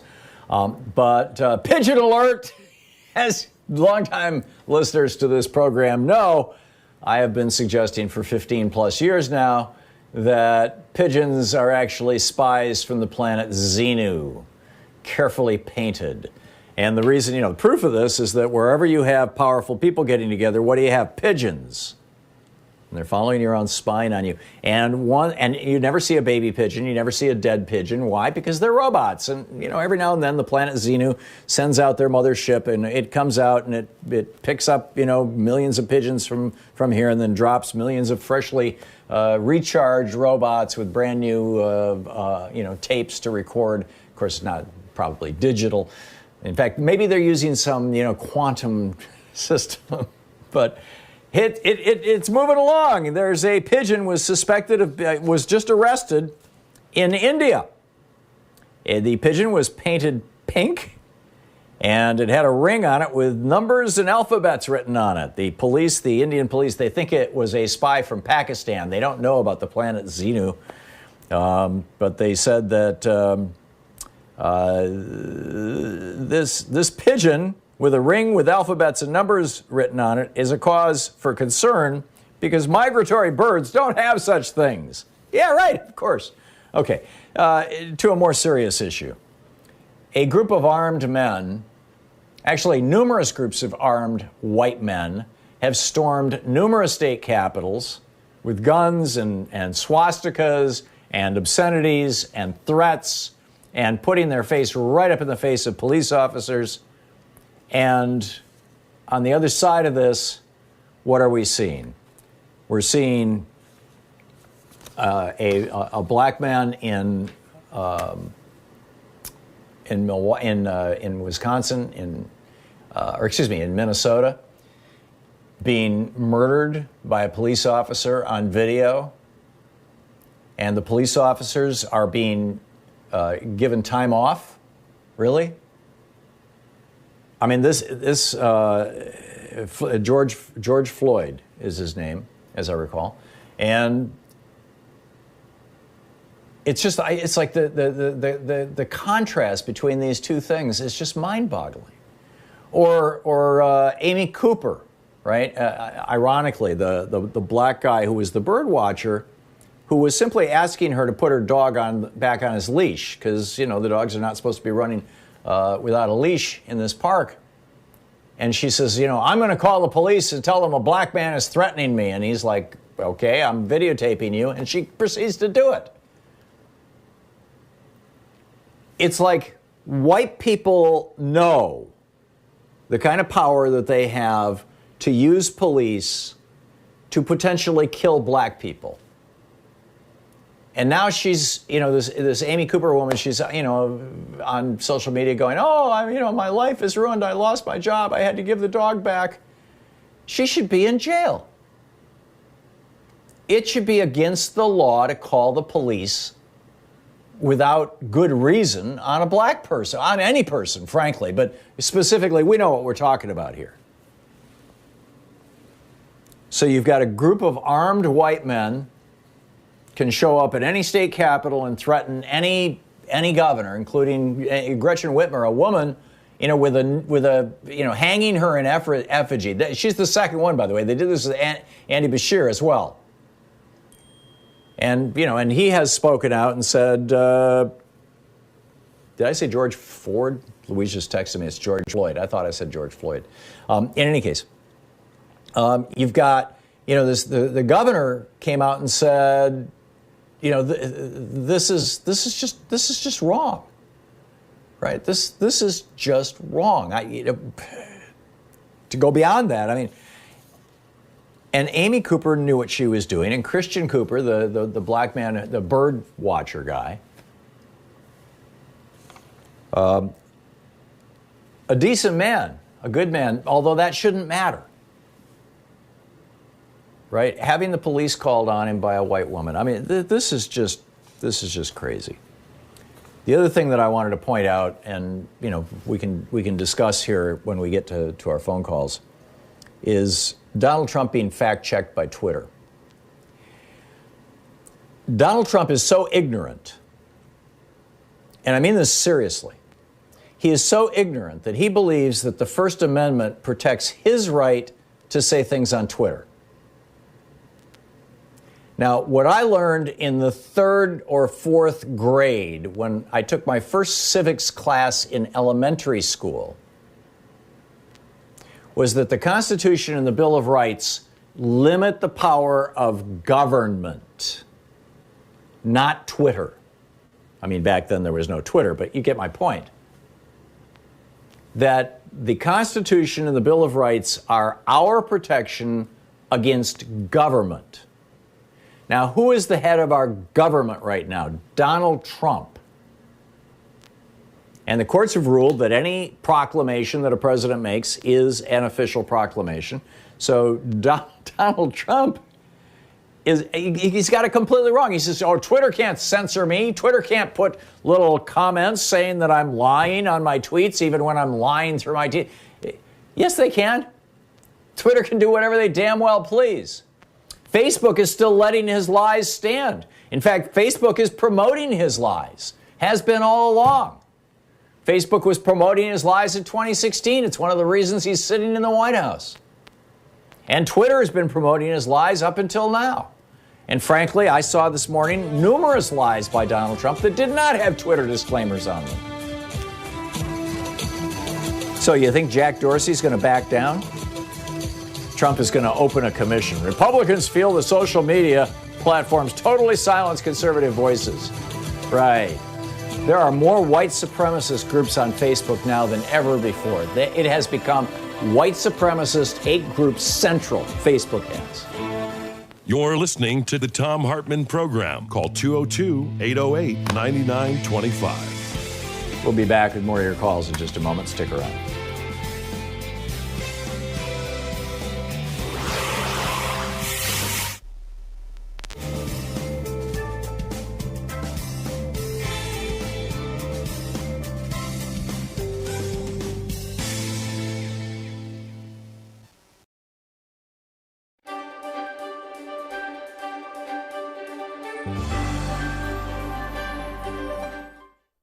We're reading today from a book by David Sanger, the Pulitzer Prize-winning New York Times national security reporter. The title of the book is The Perfect Weapon, War, Sabotage, and Fear in the Cyber Age. We're reading from the preface. A year into Donald J. Trump's presidency, his defense secretary, Jim Mattis, sent the new commander-in-chief a startling recommendation. With nations around the world threatening to use cyber weapons to bring down America's power grids, cell phone networks, and water supplies, Trump should declare that he's ready to take extraordinary steps to protect the country. If any nation hit America's critical infrastructure with a devastating strike, even a non-nuclear one, it should be forewarned that the United States might reach for a nuclear weapon in response. Like most things in Washington, the recommendation leaked immediately. Excuse me. Many declared it a crazy idea and wild overkill. While nations had turned their cyber weapons against each other dozens of times in recent years, no attack had yet proven to cost a human life, at least directly. Not the American attacks on Iran's and North Korea's weapon programs, not the North Korean attacks on American banks, a famed Hollywood studio, and the British healthcare system, not the Russian attacks in Ukraine, Europe, and then at the core of American democracy. That streak of luck was certain to end soon, but why should Donald Trump or any of his successors take the huge risk of escalating a cyber war by going nuclear? The Pentagon's recommendation, it turned out, was the prelude to other proposals delivered to a president who values toughness and America first to use the nation's powerful cyber weapons far more aggressively. But it was also a reminder of how quickly the fear of devastating cyber attacks has moved from the stuff of science fiction and die-hard movies to the center of American defense strategy. Just over a decade before, in 2007, cyber attacks were missing entirely from the global threat assessment that intelligence agencies prepare each year for Congress. Terrorism topped that list, along with other post-9/11 concerns. Now that hierarchy has been reversed. For several years, a variety of cyber threats, ranging from a paralyzing strike on the nation's cities to a sophisticated effort to undercut public confidence in its institutions, has appeared as the nation's #1 threat on the list. Not since the Soviets tested the bomb in 1949 had the perception of threats facing the nation been revised so quickly. Yet Mattis, who had risen to 4-star status in a career focused in the Middle East, feared that the 2 decades spent chasing al-Qaeda and ISIS around the globe had distracted America from its most potent challenges. Great power competition, not terrorism, is now the primary focus of U.S. national security, he said in early 2018. America's, quote, competitive edge has eroded in every domain of warfare, including the newest one, cyberspace. The nuclear strategy he handed Trump gave voice to an inchoate fear among many in the Pentagon that cyber attacks posed a threat unlike any other, one that we had completely failed to deter. The irony is that the United States remains the world's stealthiest, most skillful cyber power, as the Iranians discovered when their centrifuges spun out of control, and the North Koreans suspected as their missiles fell out of the sky. But the gap is closing. Cyber weapons are so cheap to develop and so easy to hide that they've proven irresistible. And American officials are discovering that in a world in which almost everything is connected, phones, cars, electrical grids, and satellites, everything can be disrupted, if not destroyed. For several years, the thinking inside the Pentagon was that only nations with nuclear weapons could threaten America's existence. Now that assumption is in doubt. In almost every classified Pentagon scenario for how a future confrontation with Russia and China, or even Iran and North Korea might play out, the adversary's first strike against the United States would include a cyber barrage aimed at civilians. It would fry power grids, stop trains, silence cell phones, and overwhelm the internet. In the worst-case scenarios, food and water would begin to run out. Hospitals would turn people away.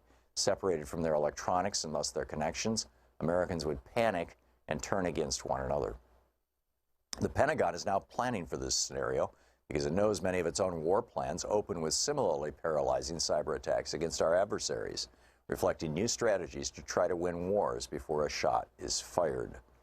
Glimpses of what this would look like have leaked out in recent years, thanks partly to Edward J. Snowden, partly because of a mysterious group called the Shadow Brokers, suspected of close links to Russian intelligence, obtained terabytes of data containing many of the tools that the National Security Agency used to breach foreign computer networks.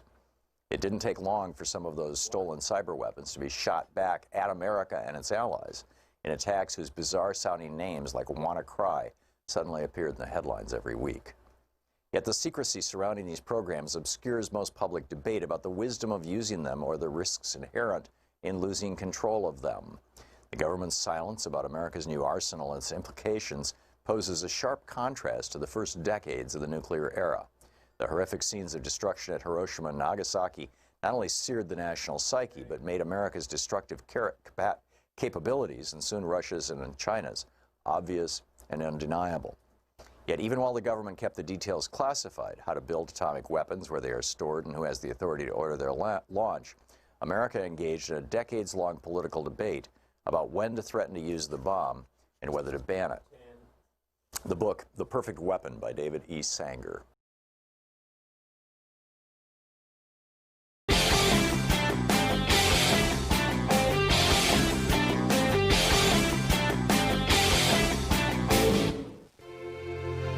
Coming up on the Science Revolution this week, what can we learn from a 17% drop in greenhouse gas emissions during the coronavirus?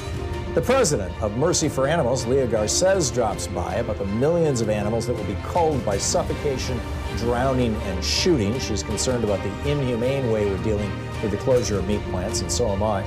Author and Professor Seth Abramson is here about why Trump says he's taking dangerous drugs during the pandemic and how much money he might be making doing it. The Sierra Club's Ben Cushing is talking to me about the banks being under fire for fossil fuel financing. When will it end? Tune into the Science Revolution wherever fine podcasts are available. So we've got a new video up over at Thom. You know, there are a lot of great podcasts out there, but there's only one by a former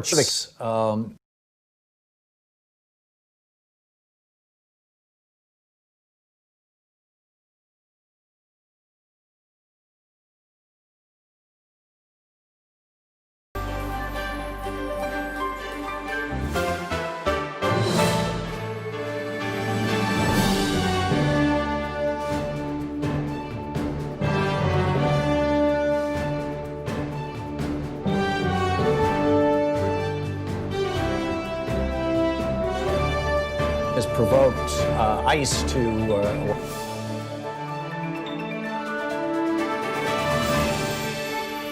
the countries that they came from without their parents, which is mind-boggling, and in many cases carrying disease. This is serious stuff, and we need to be talking about it. The new video is over at thomhartmann.com.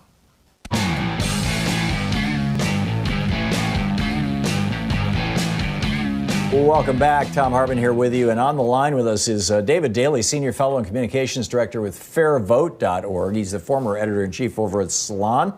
And his most recent book, Unrigged, How Americans Are Battling Back to Save Democracy. His previous book, Rat Effed, Why Your Vote Doesn't Count, we've discussed on this program with David. David, at fairvote.org, of course, is the website. David, welcome back to the program, and thanks for joining us. You write that you smell a rat here in the GOP's gerrymandering plans for 2021. They did a pretty radical gerrymandering job in 2010. The census happens every year that ends with a 0. The year or two after that, you typically see these lines being redrawn in the states. Tell us about this.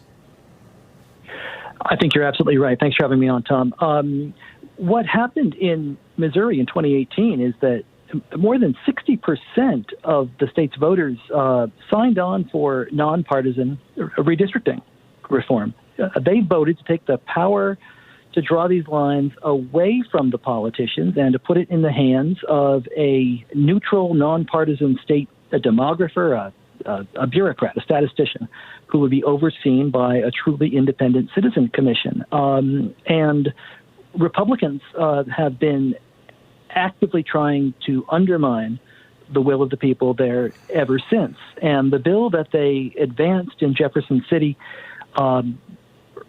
earlier last month, what it does, it not only guts what the people demanded in 2018, it sets up what I think is a real warning sign for Democrats and those who would want to see fair maps around the country.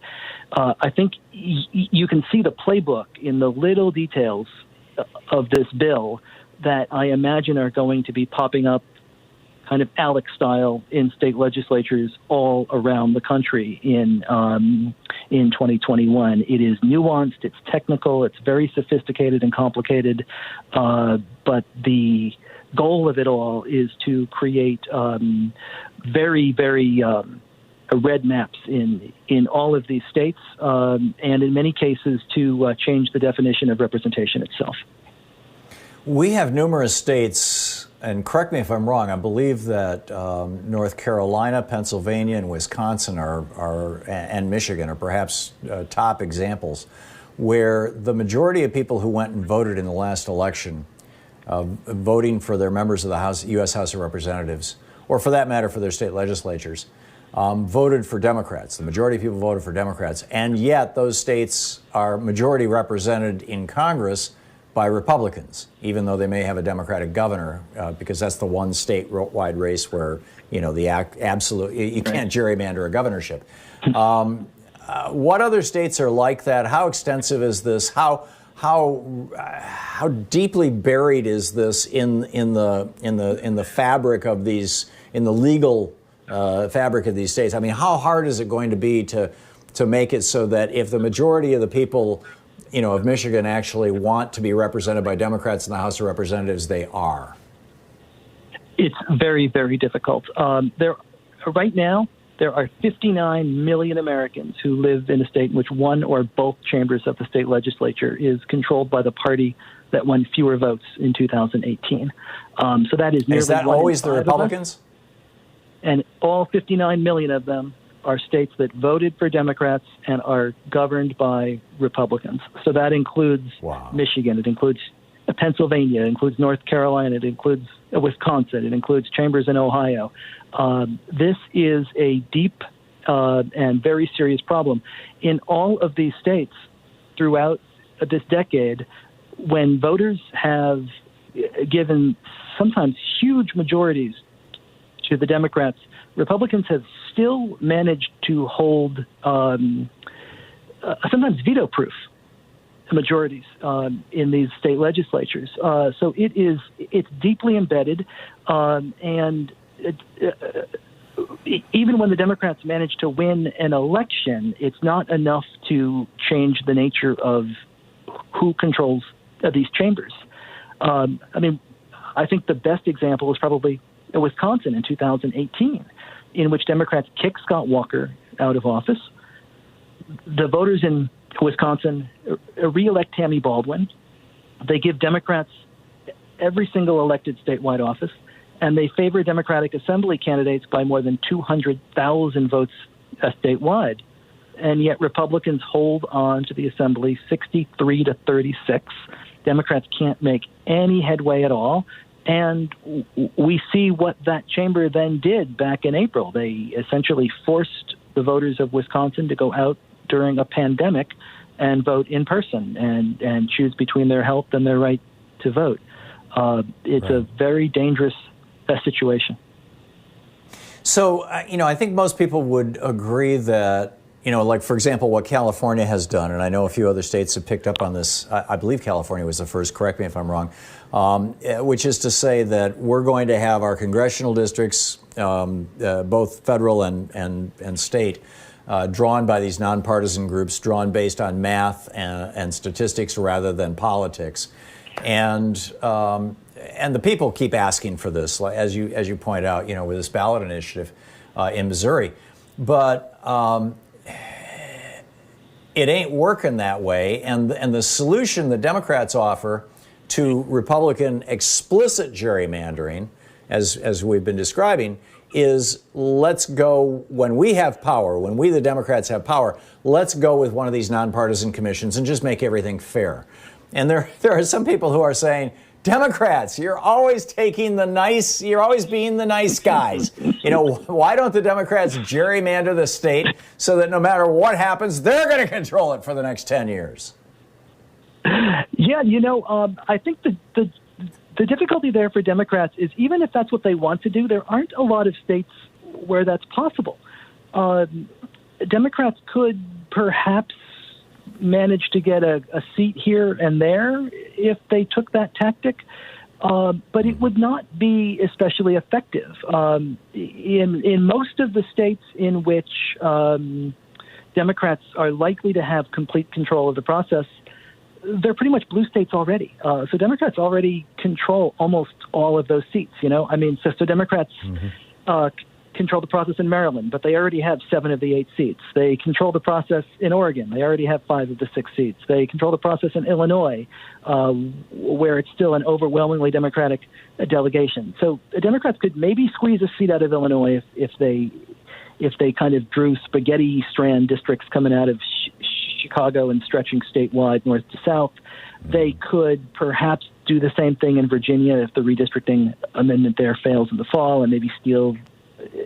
I think we could pull it off here in Oregon. We could get rid of Greg Walden's seat.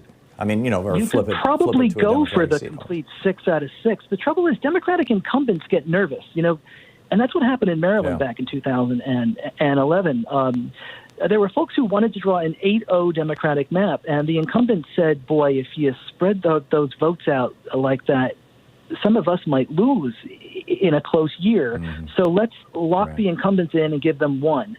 But if you could talk the Democratic incumbents into, 52, 53% districts, you could probably get a handful of seats out of it. But there is something noble. I mean, Democrats actually believe in government, specifically in good government. The phrase that Paul Weyrich famously ridiculed in 1980 when he talked about goo-goo Republicans. Goo-goo. Good government. They believe in good government. They want everybody to vote. But that seems like a good thing, and I'm all in favor of holding up for this. So, David, we just have about a minute before we're going to hit our hard break here. What can we do?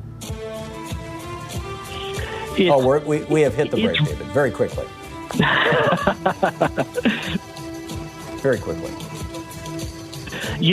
I think the solution to this is complicated, but at Fair Vote, we believe in the Fair Representation Act. I would go look at our website and Don Byer's plan for multi-member districts and ranked choice voting that would really be the gold standard of. Hang on just a second. Visit ThomHartmann.com for audio and video archives. That guy always steps on me. Fairvote.org. You can get all the No details. worries. My apologies for the time cue there. David Daly. Thank you, David. Always a pleasure, Tom. Thank you.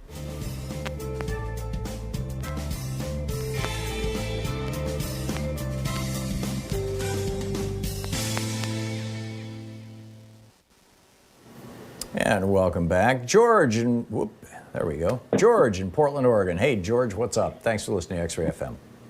Hi, Tom. You say we can't sue a sitting president. What about if we just use the language and we organize a massive get-out-to-vote program? We call it Sue the Bastard 2020. It's a class action. Everybody against Donald Trump. Let's get rid of Well, Paula Jones sued Bill Clinton, and that led to his impeachment. It's just that Bill Clinton had an attorney general who was willing to enforce the law, and Donald Trump has an attorney general who's willing to use the law to cover up Trump's crimes. And I would argue Bill Barr's crimes. But. Trump loves suing people. He's a litigious bastard, so let's just use the language. Sue the bastard. Yeah. Let's get rid of him. There you go. Okay. Thanks, sounds like a plan.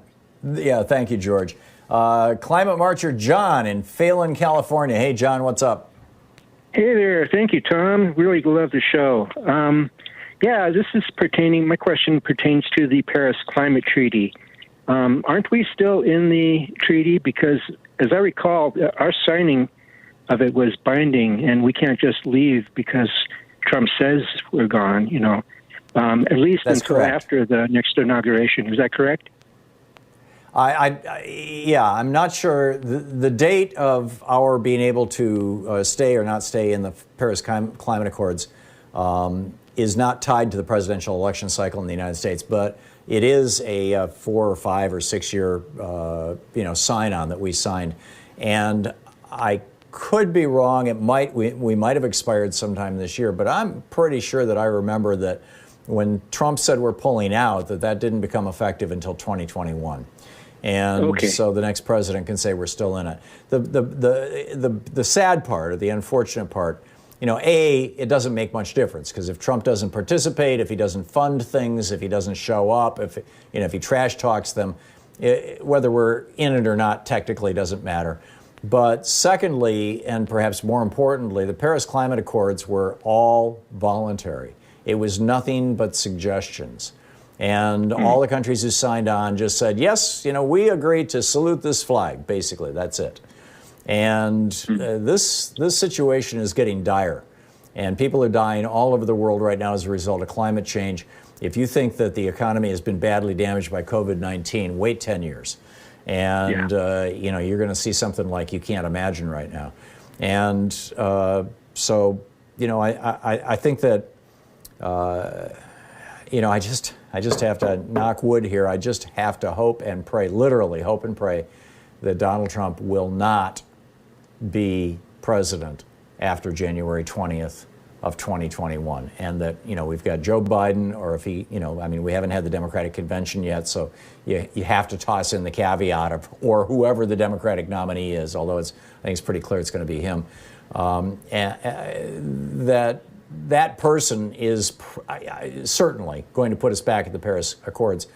But by that time, the Paris Accords will probably, I don't know that they're negotiating them right now, but I would be surprised if within the next year or two there's not another round. I think these rounds are every 5 years. I could be wrong. The IPCC rounds where they all get together to basically ratify them. The last one was Paris.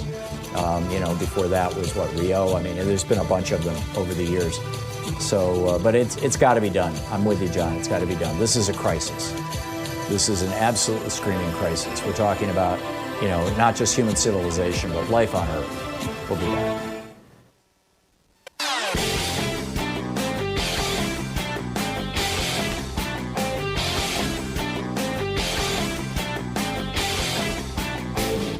Thom Hartmann here. Did you know that the Second Amendment was written to protect the slave patrols in South Carolina and Georgia back in the day? It's in my new book, The Hidden History of Guns and the Second Amendment, available wherever you find great books. Hey, we have a new video over at thomhartmann.com for people who are supporters of our program.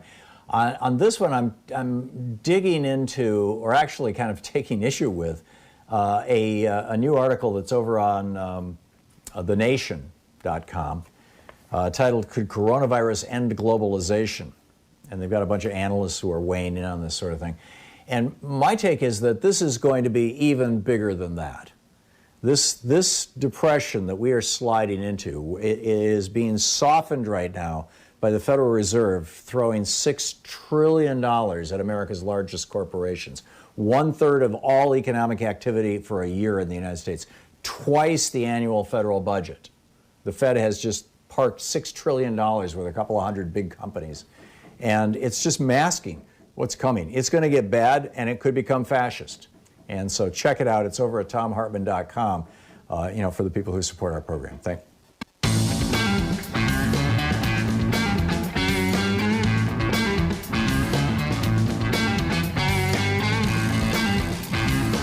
Welcome back. Thom Hartmann here with you.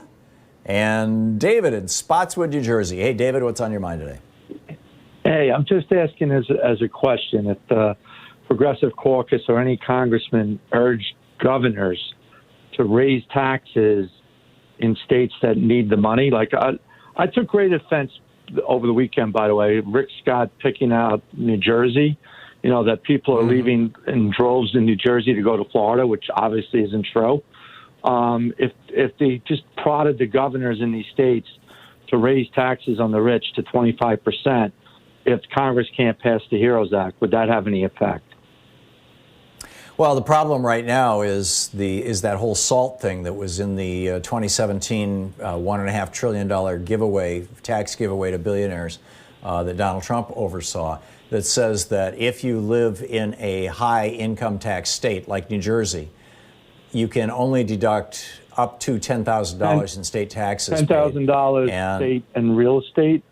But I was thinking more like along the line. No, that's income taxes as well. It's all state taxes in aggregate. Right. State and local and real estate taxes are limited to $10,000. Right. I was thinking more along the lines of holding wealthy people in the states that need help as hostage, sort of like what the Tea Party. Oh, you mean in Florida? Does. How are you going to do that in Florida without controlling the Florida legislature? Or Cuomo, if you get Governor Cuomo or Murphy to raise the taxes on the very wealthy to 25% because the federal government isn't going to pass the HEROES Act, instead of laying policemen, teachers and firemen off, that they say, hey, we're going to raise the taxes on our wealthy, and then the wealthy in those states go call up Mitch McConnell and say, hey, we don't want our taxes raised. Yeah, my sense of it is, David, that's not how it would play out. I have argued, and I wrote an op-ed about this a month or three ago, that we should simply do away with the federal income tax, have the federal government fund itself as it did from the George Washington administration all the way up until, largely the Reagan administration, fund itself with tariff income, taxes on imported goods, which would bring our manufacturing back home, and let the states do all the income tax stuff. So individual states, instead of having a 2 or 3, 4, or 5% income tax, or even I think it's 14% in New York State, that the individual states could raise their income taxes up to 30, 40, 50% or more on people with fabulously high incomes, and then let the states use that money to create their own Medicare for All program, create a compact among the blue states to run a national Medicare for All program in the blue states, create a compact and use that same compact to fund infrastructure and free education, and basically, turn the blue states into kind of European paradises and let the red states continue to degenerate and collapse into Brazil-type failed states. And, that would be a way to do it. But I get what you're saying, David. I get what you're saying. I can't disagree with it. Julie in Green Bay, Wisconsin. Hey, Julie, what's up? Oh, hi, Tom. I enjoyed listening to your guest, David, from Fair Vote while I was on hold. Because we all know Republicans can't win unless they cheat. And so, I usually vote in person, but I have voted by mail, and I agree with that. But I'm always afraid that the votes won't get counted depending on who opens the envelope and whether they throw it away or put it in the machine, right? And so wrong, because the opening of the envelope is a process that is observed by both a Democrat and a Republican. Oh, they are? Okay. Well, I was just always wondering why, because we have a number associated with the ballot and our name. And so I thought, why can't they post at the end of the election, here's the Democrats and the number that you remember that is associated with your vote, you look under that candidate's name, boom, there's my number. It was counted. Right. And under the congressman, boom. Why can't we go back and see that our vote was counted? Why can't we look with a number like that? There was a point in time in the 1800s, in the 19th century, and I think it was right around the Civil War. Prior to that, almost all elections were held in public. People would just show up and they would vote by raising their hands. They still do this in New England, by the way, the town hall meetings. They don't do it for state, Senate, and governor races, but they do it for town councils and things like that. I've participated in a number of these in the 5 years I lived in New Hampshire and the 10 years I lived in Vermont. You go to the town meeting and you raise your hand, and that's how you vote. Everybody voted in public. But then in most states around this time, whenever it was in the 1900s, or the 1800s rather, this idea of a private ballot, a secret ballot, took hold. And the reason why we don't have those numbers or identifiers, the reason why you can't confirm that your vote actually got counted or how your vote was counted, or if your vote was counted correctly by looking to see if, this is who I voted for, is, sort of like the HIPAA Act, medical privacy. It's voting privacy. And that would be the barrier. But nobody's going to know your number except you. Well, presumably the government would. I mean, although if it was a completely random number and you were the only one who had that number, I see what you're saying. Sort of like those lottery tickets you get, when you go to a fundraiser. That's a possibility. Julie, let me ponder that. Thank you. It's an interesting idea. We'll be back. We're gonna get into a conversation here in just a minute. You're listening to Thom Hartmann.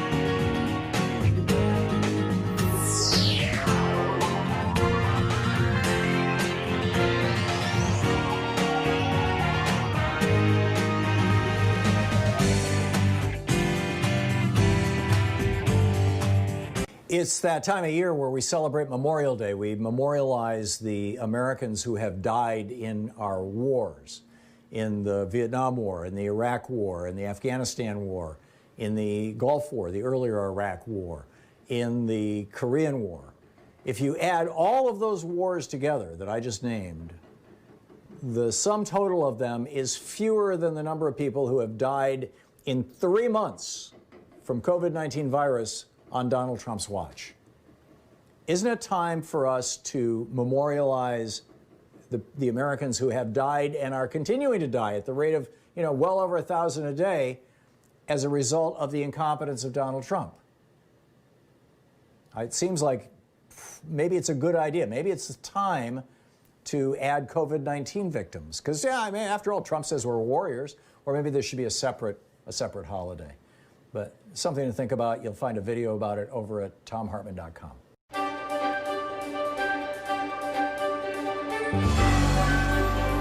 Our book today in the Thom Hartmann Book Club is Revolutionary Love by Michael Lerner, a political manifesto to heal and transform the world. This is from the introduction.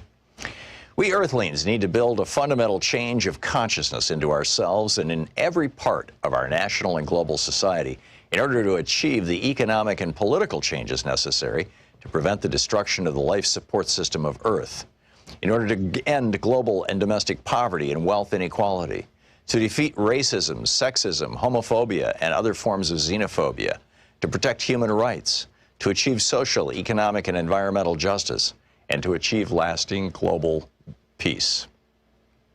This new consciousness is possible and can emerge through embracing revolutionary love, the struggle for a caring society, and a new bottom line in all our economic, political, legal, educational, and cultural institutions. This manifesto is written to show you how this can happen and how you can help make it possible. Liberal and progressive movements need to move beyond a focus on economic entitlements and political rights to embrace a new discourse of love, kindness, generosity, and awe. These are not some new agey smile and be nice formula or let's get into self-transformation before we change society kind of thinking.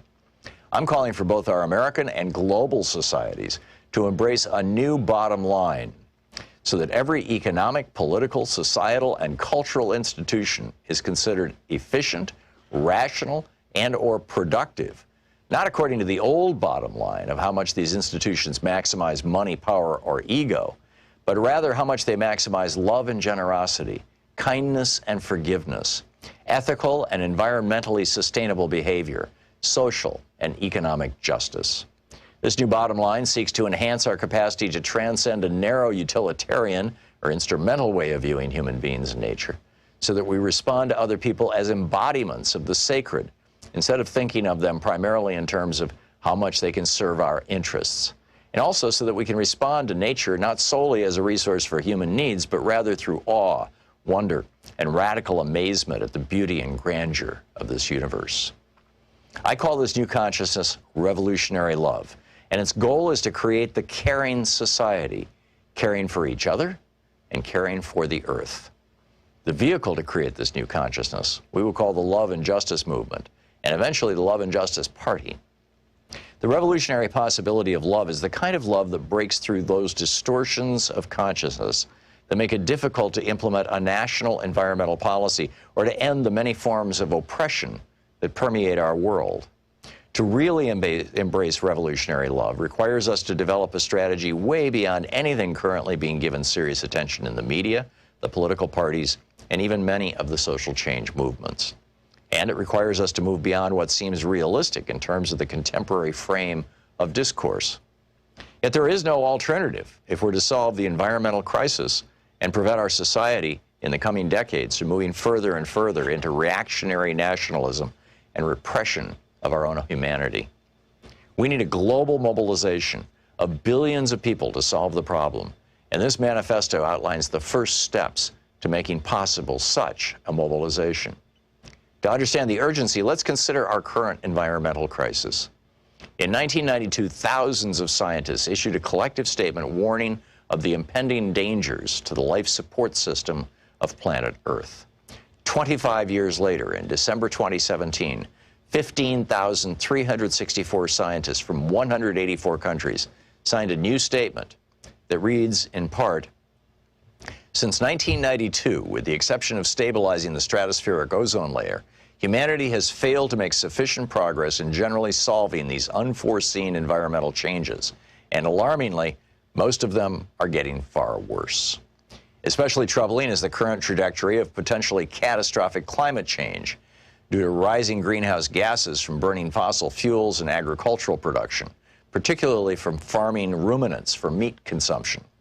Moreover, we have unleashed a mass extinction event, the sixth in roughly 540 million years, wherein many current life forms could be annihilated, or at least committed to extinction by the end of this century.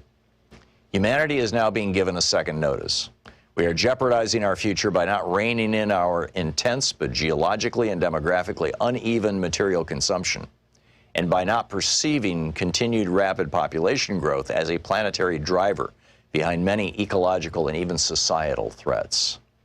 By failing to adequately limit population growth, reassess the role of an economy rooted in growth, reduce greenhouse gases, incentivize renewable energy, protect habitat, restore ecosystems, curb pollution, halt defaunation, and constrain invasive alien species, humanity is not taking the urgent steps needed to safeguard our imperiled biosphere.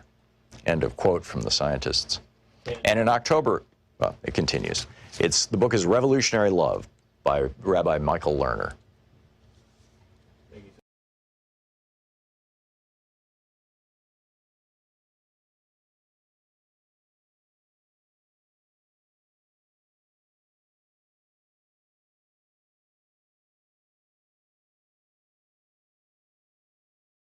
And friends.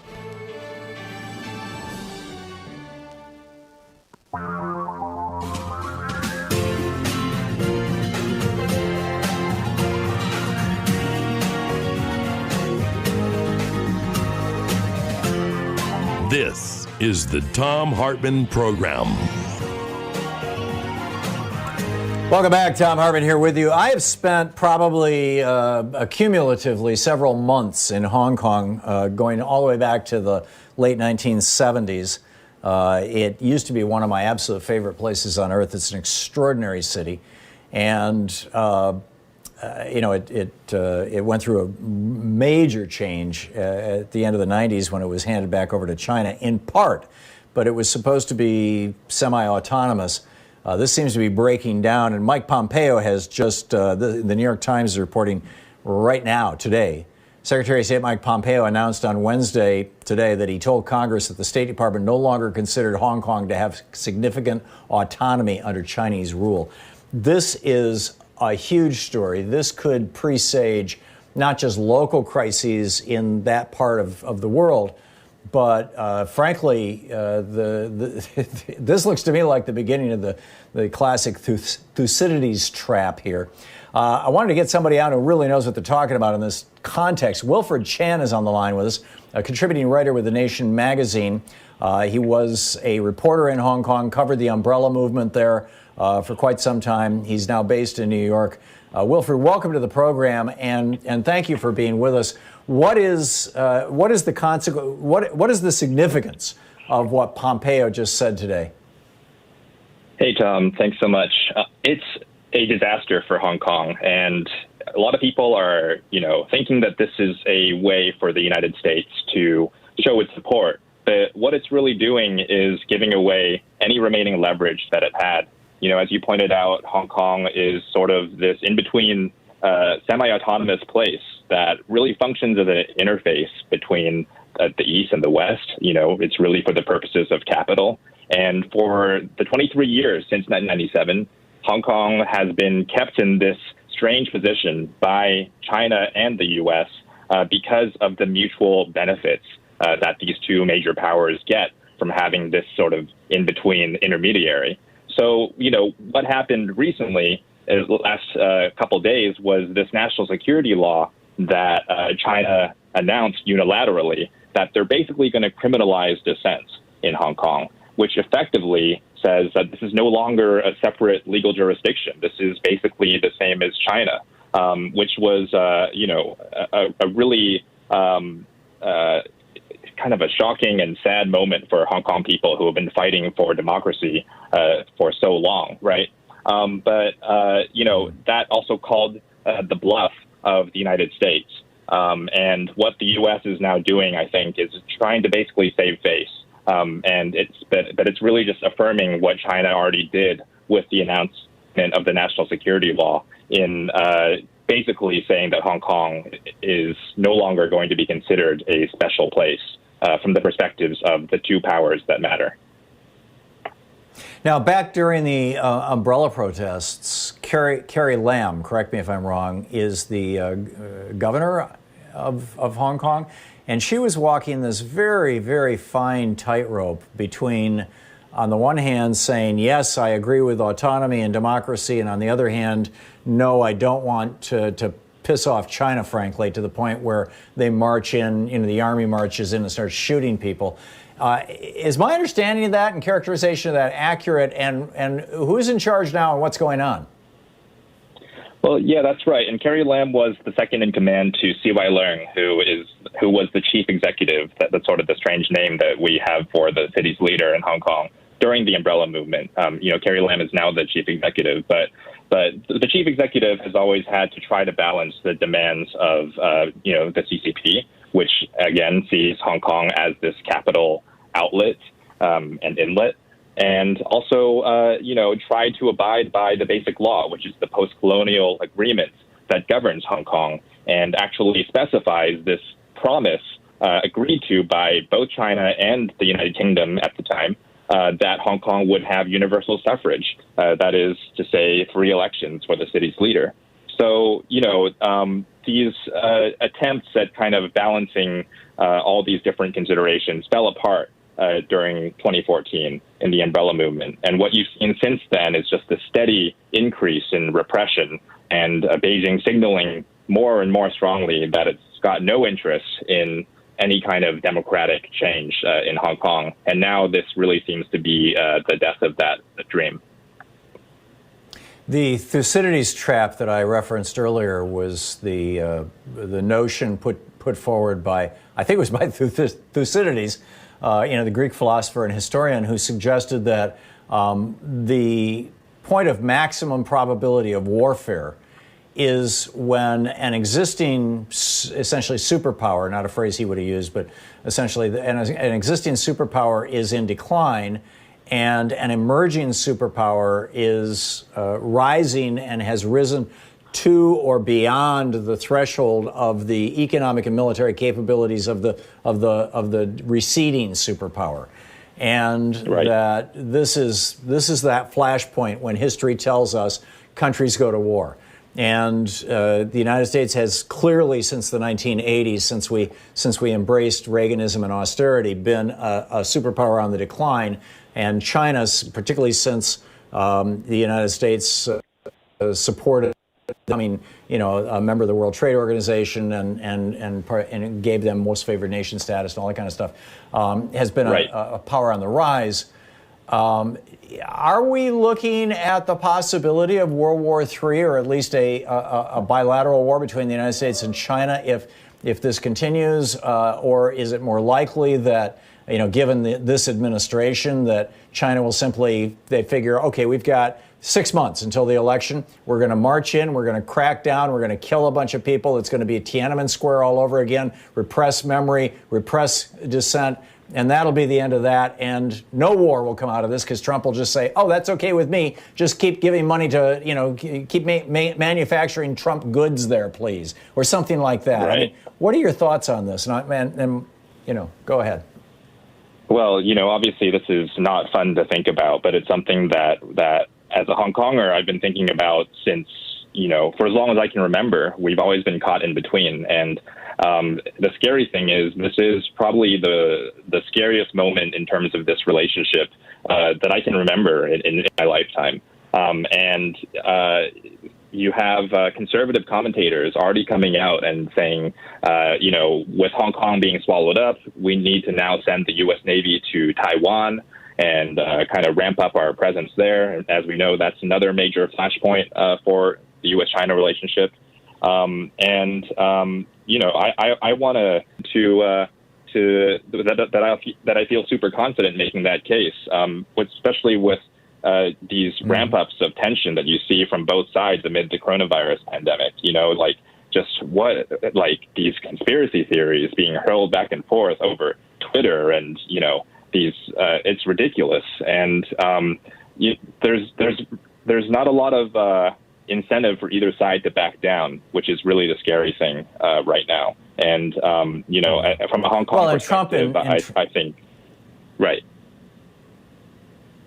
Yeah, in Go 2010, ahead. Trump repeatedly said that he thought that Obama was going to start a war with Iran in order to get himself reelected, or 2012, excuse me. Might Trump welcome a war that he thinks he can have as a limited war with China? Is that a danger? Well, it's always a danger, and I can't speak to Trump's mindset. But, the point I was just going to make is just that Hong Kongers are going to be the first to suffer if anything really happens, right? And I hope that won't be something like the Tiananmen Part 2 that you're describing. But, we just have to try to tamp down this conflict as much as we can. I'm with you. I'm very concerned about this. I was in Tiananmen Square 1 year before it happened. Anyhow, Wilfred Chan, he writes for The Nation, his piece, The Infinite Heartbreak of Loving Hong Kong. Hold on just a second, Wilfred. Thom Hartmann Program. Wilfred, thanks so much for dropping by. Great talking with you. Thank you. Thanks so much. Yeah, good speaking with you. We'll be back.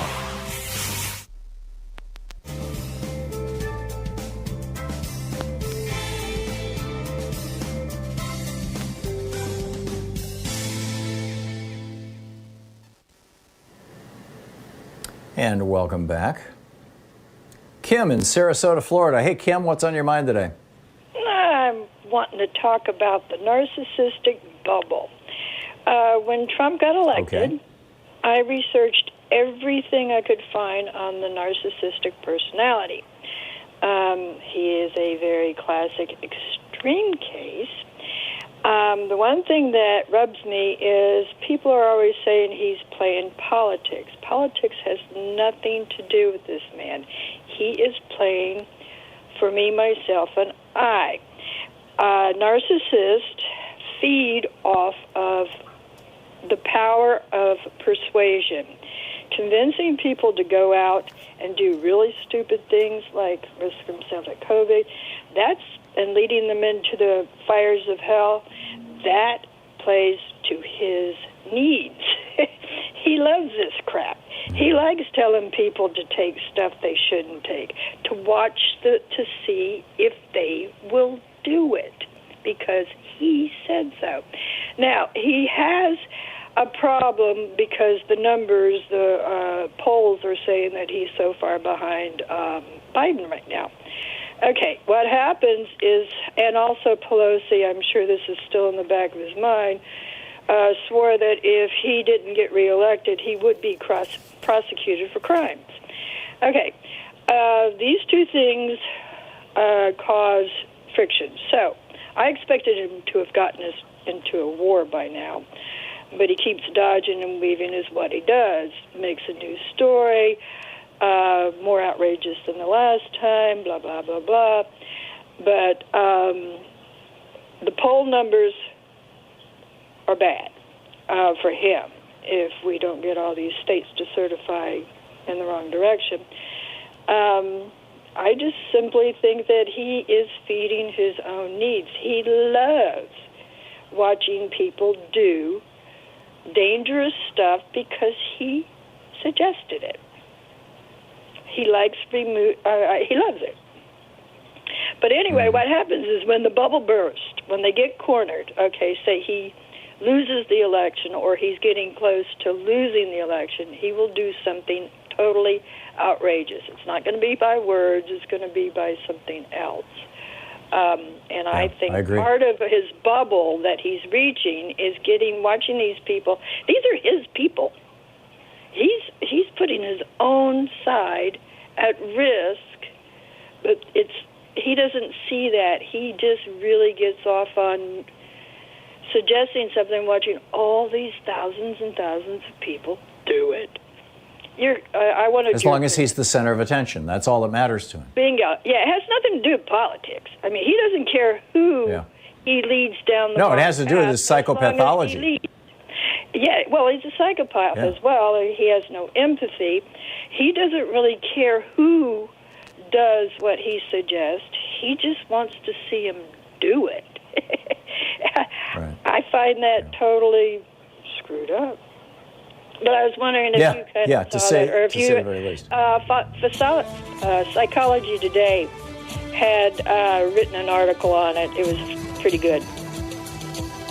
Yeah, Back in I am very 2011. concerned, Kim, that thank you for the call. I'm very concerned that Trump's mental illness is going to lead him to do something else. And I say something else because he's already done numerous things that are destructive to America and to Americans, but that he's going to do something that could be destructive to the entire planet. We'll be back.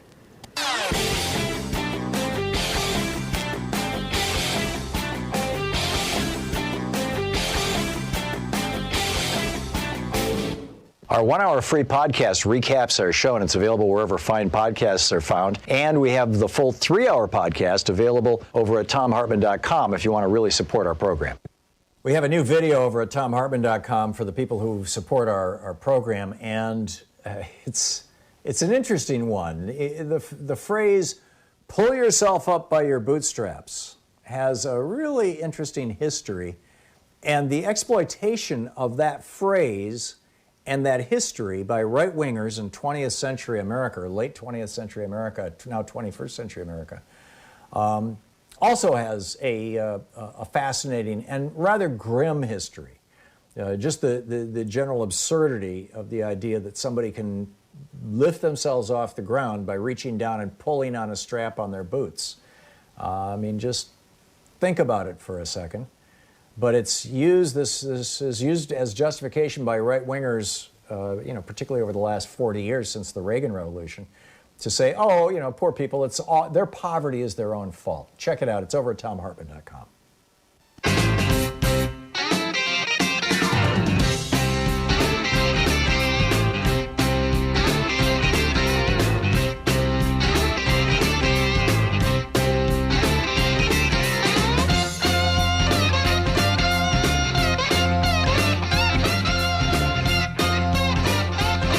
Thom Hartmann here with you. Kellyanne Conway paints a target. This over at Raw Story. It's the headline. Kellyanne Conway paints a target on the back of the Twitter executive in charge of preventing disinformation. This guy, his name is Yoel Roth, and his job is actually to look out for things like, Russian bots trying to influence elections, that kind of stuff. And she is naming him, putting out his Twitter handle. I went over and followed him this afternoon just to see what's going on. He's the head of integrity, site integrity. In other words, for the whole site of Twitter. We don't know if he has anything to do with these warnings on Donald Trump's lies, but, it's getting weird. And then you got Lori Klaustis, the former Scarborough staffer, this young woman who died in his office in 2001 while in Florida, while he was in Washington, D.C., and Trump running around going, oh, maybe he killed her, maybe he killed her. And in response to this is kind of hysterical. There's this hashtag, Justice for Carolyn, which is trending. And God, the tweet of God, at the tweet of God, God tweeted, and by the way, this is not true. I mean, it's true that God tweeted this, or the person saying that he's God. But the assertion made here is not true. I'll just give you that right up front. Donald Trump killed his personal assistant, Carolyn Gombal, in October 2000. He strangled her because he'd gotten her pregnant and was threatening to tell the press. Then he bribed NYPD Police Chief Bernie Carrick to cover it up. It's time to investigate. Justice for Caroline. And then Outer Dialogue replies, a lot of interest in this story about Matt Gaetz. So his roommate was reportedly found dead under suspicious circumstances while they were at FSU. Would you think there is more to the story? An affair between these two guys? What about the so-called investigator? Keep digging. Use forensic geniuses. And then Amy Brown goes, oh, my God, there's nothing on her. She's talking about Caroline Gombal, a made-up person. There's nothing on the web. That's proof of the conspiracy, right? This is proof. We have proof now. So I don't think it's going to stick. I don't think it's going to be around very long. But what it does is it points out the absurdity of what Trump is tweeting. Perhaps more importantly, though, and this is what should concern us all, China is making very aggressive moves in the region. And China's response to Hong Kong, or China's behavior toward Hong Kong, is looking really bad. I mean, we're hearing the kind of language that we heard in the weeks leading up to Tiananmen Square. And this could be a flashpoint that could provoke a world war, particularly if they move from Hong Kong to Taiwan. And on the other hand, maybe not. Maybe, Hong Kong will just be another country lost to democracy, right? In Hungary, Viktor Orban has pretty much destroyed democracy. In Brazil, Jair Bolsonaro is trying to destroy democracy. In Russia, Vladimir Putin, by and large, destroyed democracy. In the Philippines, Rodrigo Duterte has destroyed democracy. In India, Prime Minister Modi is actively working to destroy democracy, has passed legislation that's turned it from a democracy into a theocracy, saying that Muslims aren't, full citizens like Hindus are, et cetera, et cetera. I mean, it just goes on and on and on from country to country. We're seeing all around the world, back in the late 90s when Francis Fukuyama said, this is the end of history. In other words, democracy is unstoppable. And all that historic stuff of kings and theocrats and popes and mullahs ruling the world, that's all gone. And the world is now going to be nothing but democracies. And then we got George W. Bush, with a little help from the Supreme Court and his brother throwing 90,000 African Americans off the voting rolls in Florida. We got George W. Bush in 2001. And he lied us into a couple of wars, and it was off to the races. And he started the process of embracing autocratic regimes and having the United States behave like one. And now Donald Trump has put that process very much on steroids. Pardon my sneeze. And we are now facing a serious crisis, not just the crisis of he's gutted the EPA, the Interior Department's being run by a coal lobbyist, the EPA is being run by an oil lobbyist. The Education Department is being run by a woman who hates public schools and is working as hard as she can to privatize them. The Social Security Administration and Medicare Administration is being run by a woman, Seema Verma, who basically is in with the Republicans and trying to privatize them. We could go through the list of all the crimes against democracy that are happening here domestically. Our Supreme Court gutted the Voting Rights Act, so you've got rampant voter suppression, specifically targeting black and Hispanics all over the United States, not just in the South as it used to be. Thanks to John Roberts saying, oh, there's no more discrimination in America. Right. Tell that to George Floyd's family. It's like we've got all this stuff, but on the world stage, there's this even larger possibility of disaster. And then you compound that with the coronavirus, then you compound that with climate change. And we are desperately in this country right now, desperately in need of rational, reasonable, science-based, compassionate, human leadership, which we do not have in the Republican Party or Donald Trump. You're listening to the Thom Hartmann Program. Call 202-808-9925. And for all these reasons, it is so important that you make sure that you are registered to vote and that you have applied for a mail-in ballot, not a provisional ballot, a mail-in ballot for this fall.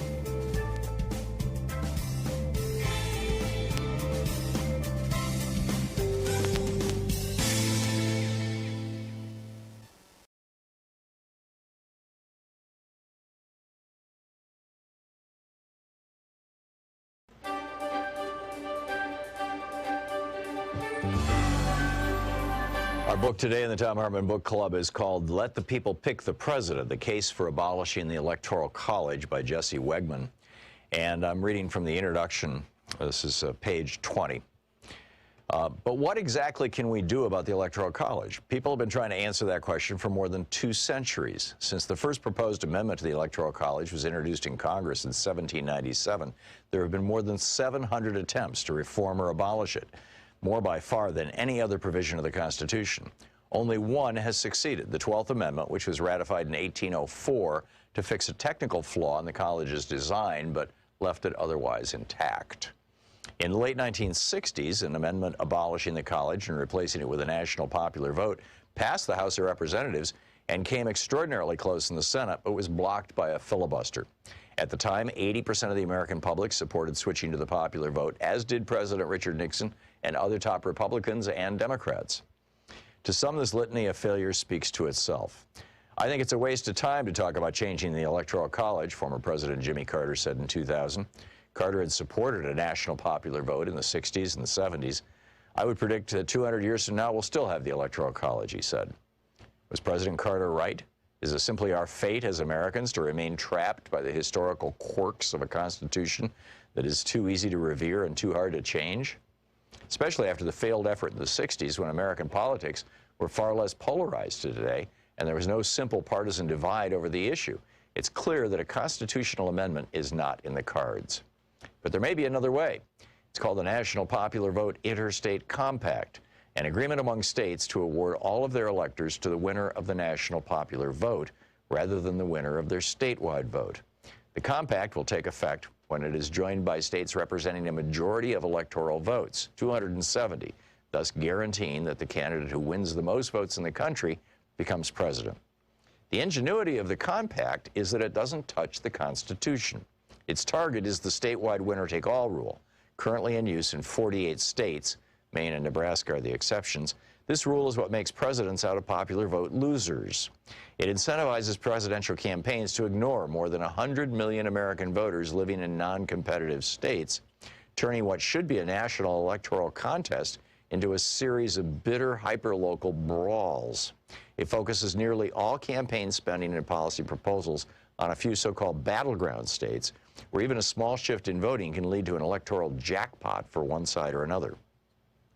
That familiar red and blue map we all obsess over every 4 years, it's nothing but a visual representation of state winner-take-all rules, with each state stamped Democratic or Republican, as though that is its true identity, regardless of how many voters from the other party cast a ballot there.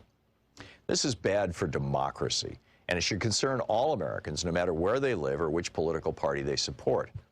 In contrast, when candidates know that all votes are equal, and they need a majority of them to win, they're forced to seek the support of all Americans and craft policies that appeal to as many people as possible. The Popular Vote Compact was launched in 2006 and got its first member state, Maryland, the following year. As of October 2019, 15 states in the District of Columbia, together representing 196 electoral votes, had joined. 74 more, and the compact takes effect. So far, only Democratic majority states have joined the compact. And while the 2016 election dealt a significant setback to efforts to enlist Republican-led states, lawmakers of both parties around the country continue to support it, and Republican-led chambers have passed it in 4 states. Critics of the compact call it an end run around the Constitution. And it's true that the Constitution's framers never mentioned something like a popular vote compact. They also never mentioned the winner-take-all rule, but that didn't stop the majority of states from rapidly adopting it to benefit themselves.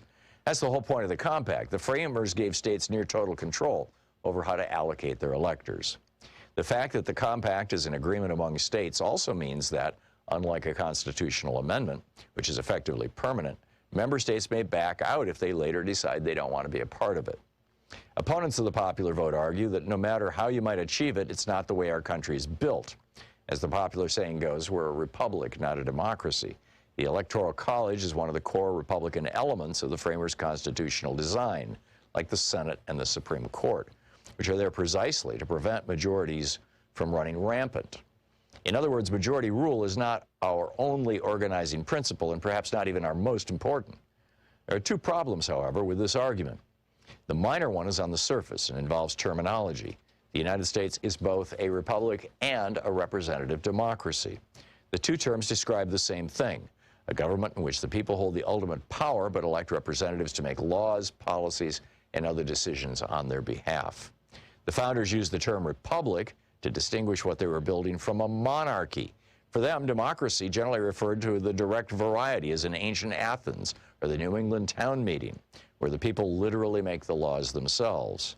But American politics at the national level has never been and never will be a direct democracy.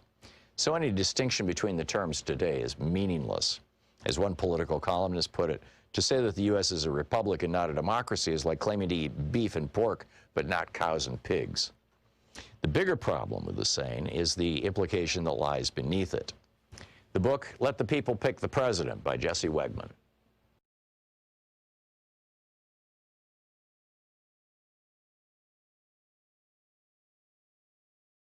The science revolution this week, what can we learn from a 17% drop in greenhouse gas emissions during the coronavirus? The president of Mercy for Animals, Leah Garces, drops by about the millions of animals that will be culled by suffocation, drowning, and shooting. She's concerned about the inhumane way we're dealing with the closure of meat plants, and so am I. Author and Professor Seth Abramson is here about why Trump says he's taking dangerous drugs during the pandemic and how much money he might be making doing it. The Sierra Club's Ben Cushing is talking to me about the banks being under fire for fossil fuel financing. When will it end? Tune into the Science Revolution wherever fine podcasts are available.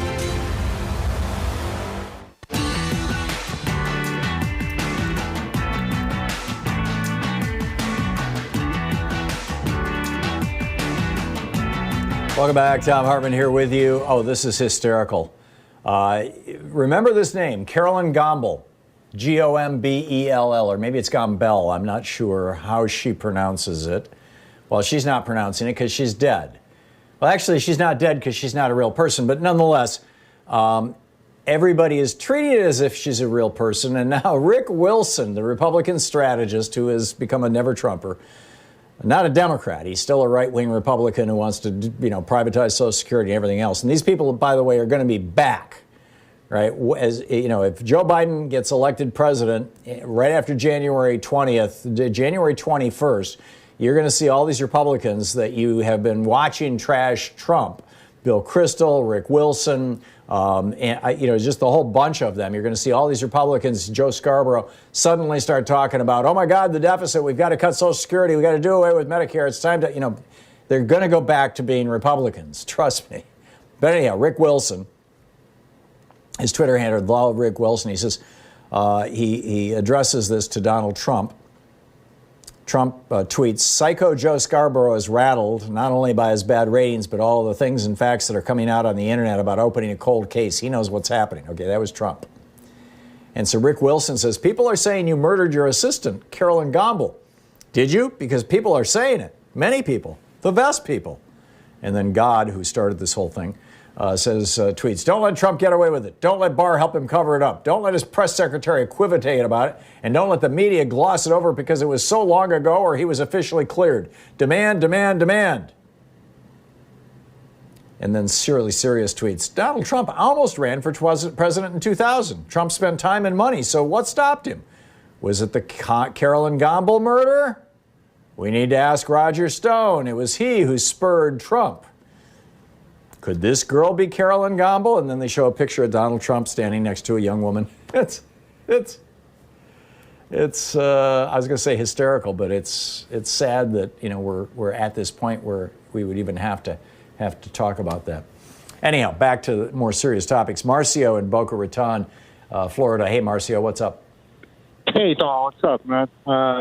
Great show. Just want to make a quick comment about Jair Bolsonaro.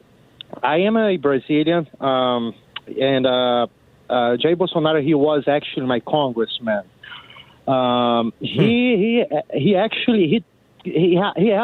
has always been around. He has been a congressman, I guess, since the 90s, and but he has always been like nobody never took him seriously. He has always been outspoken and make the type of comments that he's kind of. Is he sort of like the Ted Cruz of politics down there, or more like the Louis Gohmert? Is he the outspoken buffoon or the real idiot? He was the authentic Louis Gohmert. He was very outlandish. But he had always a very strong support from the military. He represented a part of the city. There was a bit of a affluent part of the city, but he has always made all of those buffoonish comments, and but it was never taken serious by anyone. But just out of the blue, he just people start to take him seriously, especially after what happened with Lula and the whole prosecution with the Labor Party in Brazil. He kind of became started to kind of ascend and. Well, he had a few billionaires behind him, didn't he? Didn't he have some really big money behind him? No, not really. What happened was that in Brazil, I mean, we don't have only two parties. It's like 10, 12 different parties. So he was a member of this very small party with very outlandish right-wing type of ideology, but he was never taken very much seriously. And just out of the blue, he came and became what he is right now. But one point I would like to make is that he basically cops Trump on everything, and even the type of comments that he makes. He has like three older sons, and they all like they're Trump kids. They like to grifters. They're a bunch of grifters too. So he's kind of a Trump, but he's not as smart as Trump is. So so you would agree with that economist that Gideon Rachman spoke with. Marcio, thank you for informing us about this. It's great to hear from you. I appreciate your sharing your observations with us, particularly somebody who's been there and knows what's going on. Beachside Bill in Orlando. Hey, Bill, what's up? SpaceX? Tom, how's it going? Yeah, SpaceX. I'm looking at NASA TV now. There's an hour and 50 some odd minutes left before it launches. The weather's lousy here, but it's still a go. Trump just landed that thing. Pence is already here, but my point was, remember back in the day with George Bush and Dick Cheney when they had to keep separated, they couldn't be out in public, together. And here we are, and Betsy DeVos and this Jim Bridenstine. He's a real winner. Google him, the NASA administrator. But it's getting ready to go. Still a go. Okay. Well, thanks for the update, Bill. It'll be interesting to see how it shakes out. Andy in Minneapolis. Hey, Andy, what's up? Hi, Tom. Thanks for taking my call. I live in Minneapolis here, and we've had some pretty big kind of souring news. I'm actually embarrassed for our city today with that knee to the. You're talking about the murder of George Floyd? Yeah. And I actually live right by where that occurred, and I actually joined, I think for the first time in my life, I actually joined a protest. I was really saddened by it, but what really made me sad after I got home was I found out that the actual officer that had the knee on the neck of George Floyd was actually pictured behind Donald Trump at our rally here in Minneapolis that we had back in October, and that actually was a big controversy. What was the controversy? I saw the photo of the cop who killed George Floyd standing right next to Donald Trump, but I didn't know the context. What was the controversy? Well, the controversy was our mayor said that they could not have be in uniform for that rally. So what happened was the president of the Police Federation printed up a bunch of Cops for Trump T-shirts that were, of course, red, and basically were right behind as a prop to Donald Trump. Now, also, I'm not aware of the Trump campaign paying the $500,000 that basically it was cost for our city. And now that we have this knee to the neck, I'm sure there's going to be millions more tacked onto that just from that. Oh, the Trump campaign is in debt to the tune of tens of millions of dollars, and probably more than that, actually, to cities all over the United States where Trump was holding rallies and had agreed to pay for security, reimburse cities for the cost of the security, and then never did. I mean, they have stiffed. This is Trump's business career, right? He constantly stiffs contractors, and now he's stiffing cities. It shouldn't surprise us, but it is pretty disgusting. Thanks for the heads up on that. Robin in Boulder, Colorado. Hey, Robin, what's on your mind? I feel like I'm living in a parallel universe right now. I believe that wearing a mask is a true profile in courage, especially in this political climate. It takes more resolve, more guts, more of everything to wear a mask than it is to cow to the pressure of a very minor but highly vocal group of people who call mask wearing, being a weenie. I think Joe Biden showed some serious chutzpah by wearing masks. And Yes. Donald Trump is the one who's just a real wimp about it. And this is really interesting because, I saw something on an Instagram account recently about wearing masks. And the guy who wrote it just really got down to the nitty-gritty about this. He said he didn't understand some people's problem with wearing a mask. We grew up with no shoes, no shirt, no service in grocery stores and other places, and nobody turned that into a civil rights issue. You go to a fancy restaurant and they require a sport coat. You don't spit in their face, you wear a sport coat. Golf courses even have rules for what is proper attire. And trust me, Trump follows them. He's always in a collared polo shirt or whatever. And remember the days when women went into a Catholic church, they had to wear a head covering? They don't do that anymore, but nobody made an issue about it. So how is it that masks have become political? I don't get it. Right, or seatbelts on airplanes. Or seatbelts in your car, for that matter. I mean, there was a minor pissing war around seatbelts in cars back in the 70s, but, now it's the bottom line here, Robin, is that these guys are trying to politicize this, one. And two, some 70 to 80% of all the bot traffic on Facebook and Twitter is calling people wearing masks weenies and appears to be coming from a country outside the United States. We are being had. Robin, thank you for the call. Listening to Thom Hartmann. Visit ThomHartmann.com for audio and video archives. Trump and his foreign buddies are intentionally trying to tear this country apart.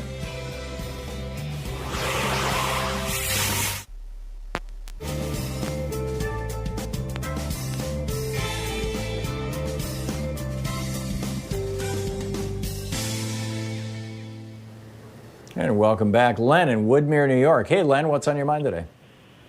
Hey, Tom, I was just wanting to let you know how we get one of the things we have to do to get Joe Biden elected, which is to go to his website and buy a couple of T-shirts and wear them and start showing people that you support them and let them engage you.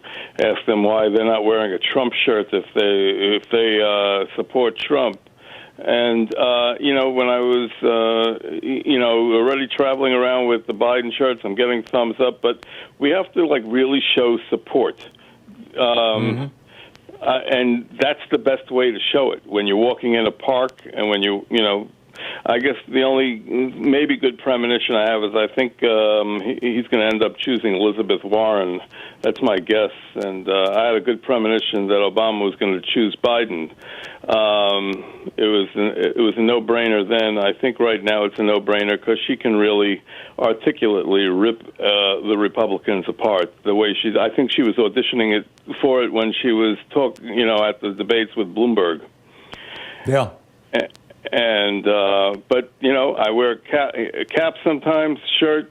We have to actually visibly show support and let people, at least think that, try to engage in why they should support someone who has absolutely no regard for their lives. Right. Here's the problem of where we're at, Len, right now, and I think this is going to change in the next 4 or 5 weeks, and there's a lot of time between now and the election. And really a couple of issues. There's a new poll. What's the poll that Trump likes? In any case, there's a new poll. Rasmussen poll, yes. Just came out. He's dropped 17 points in the last 2 weeks in terms of approval. And so Trump is in deep trouble. And, there's that old saying, when your opponent is shooting himself in the foot, don't stop him or don't interfere. So part of probably a reasonable strategy is to stand back and let Trump destroy himself. But for people to want to wear a Biden T-shirt, that's where I'm going. For people to want to wear a Biden T-shirt, they have to feel passionate about Joe Biden. They have to care about him or about the issues that he represents. And so far, the main reason to be passionate about Joe Biden is that he's not an idiot. He is a patriot. He is a decent man, and he was a great vice president. and he's not Donald Trump. That's 95% of it. So he's not Donald Trump. I think that as he selects a vice president and as the Democratic Party puts together a platform, or at least the Biden campaign settles on 3, 4, 5, 6 core issues and says, this is what we believe in, this is our legislative agenda, this is what we'll do in the first 100 days. I think when things start getting real for people, then you're going to start finding people willing to say, yeah, I'm with that. I am down with that. I love that idea. Give me the T-shirt. But right now, just not being Donald Trump isn't quite enough for a lot of people. Right, but the we that's on the phone in the middle of the day worrying about this, we the ones that have to start. Right. Yeah. No, I don't disagree. And I think your suggestion is a great one. Go over to Joe Biden's website. It's easy to find. It's joebiden.com, as I recall. And order some T-shirts and wear them. Good on you, Len, for doing it. Thank you very much for the call. We'll be right back. It's coming up on 10 minutes before the hour. Pick up some more of your phone calls as we wrap up our program today. Stick around. We'll be right back.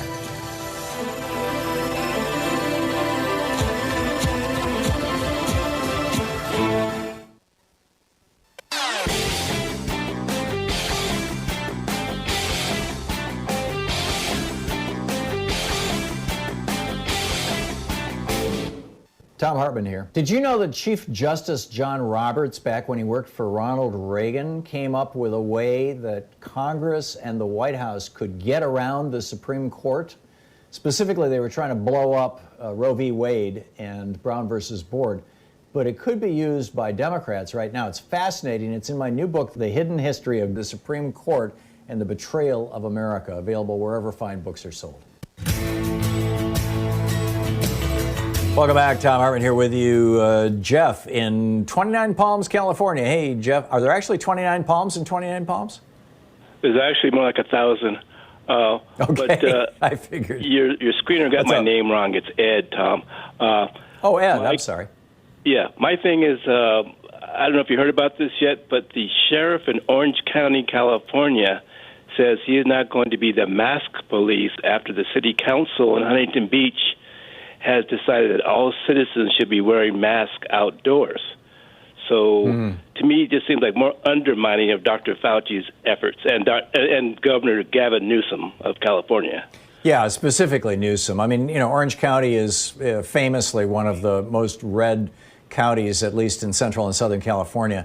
Yeah, that is correct. And Huntington Beach is a blue enclave there. So, what you're seeing basically is just the culture it's a blue war. enclave, but they were out there a few weeks ago protesting against having to social distance and wear a mask. They did it. Yeah, they did it recently again. Not the majority of them. Well, true, but it wasn't the majority. But enough to make noise. Yeah, I'm with you. So the sheriff is saying he's not going to enforce the city's law. Absolutely not. Yeah. Fascinating. So, keep me up to date on that, would you, Ed? It'll be fascinating to see if the city police do, or does the law require a ticket? I mean, what's the penalty? Well, I'll have to find out. I guess they're just going to be warned or just advised to comply. But I guess if it does get to the point to where they start issuing tickets, then it's going to be a problem. Yeah, at least with enforcement, because he doesn't want to do it. Yeah, I agree. Although the sheriff isn't the only law enforcement officer, but yeah. Ed, keep me up to date, and thank you very much for the call. It's great to hear from you. Don in Logan, Utah. Hey, Don, what's on your mind today?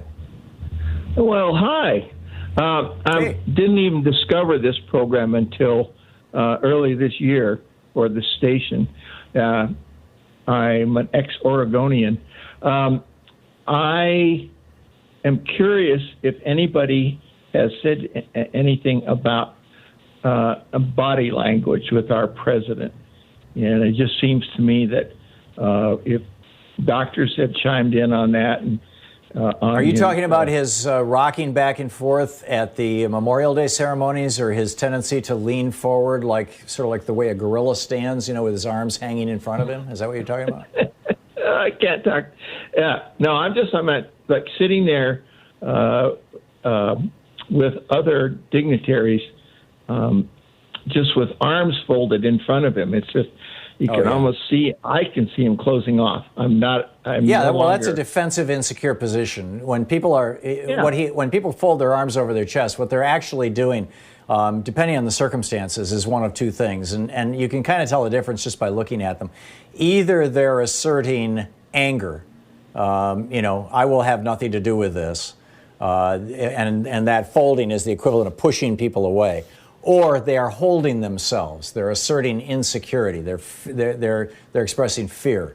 And with Trump, in particular, what you'll see is when he is expressing fear, he puts his hands into his armpits, which is a very common thing. And that's not just holding yourself, but stroking yourself. And, I see Trump doing that a lot. He's a very, very insecure man. I mean, that's, I think part of his unwillingness to wear a mask, I heard that when he did briefly put that mask on when he was in Detroit with those executives, that afterwards he went in the bathroom, right? Because he had to fix his makeup back up because the mask smeared his makeup. And that's really the main reason why he's afraid to wear a mask, is because it smears his makeup and makes him look silly. Maybe even the little bands around his ear interfere with his funny hair. But, it could be. And his leaning forward and his rocking on Memorial Day and his leaning forward, there are people who are asserting that that's a particular type of dementia that was, defined back in the late 19th century. I think it's far more likely that it's just he's wearing lifts in his shoes to make himself look taller and, to dominate other people. It's an old, strategy. I believe he talks about it in Art of the Deal. If he doesn't, Tony, what's his name, the guy who wrote the book, Ghost wrote the book, has talked about it on television. So, because I haven't read the book, but I've listened to the guy who wrote it. So, who knows? But Don, those are my thoughts on that. Don, thanks a lot for the call. Kathy in Quincy, Illinois. Hey, Kathy, what's up? Hey, they keep talking about Trump keeps talking about that Scarborough murdering somebody. Why hasn't somebody reminded people about him? About the fire at Trump Tower on the 50th floor, the man dying because there was no water sprinklers. You're right. And the city wanted Trump to put water sprinklers in, and he got some sort of weird exemption. He said it would cost too much. Right. I thought, why hasn't somebody put that on the internet? If anything, just to piss him off. Yeah. I mean, well, it is. It is old news. The police and the firefighters. My nephew's a firefighter. He endangered all the firefighters that had to go in there. Plus, he murdered that man. Why hasn't anybody said it? Yeah, murder by neglect.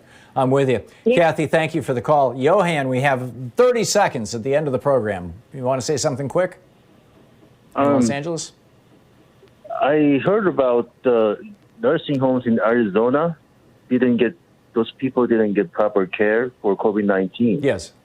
It's happening all over the country.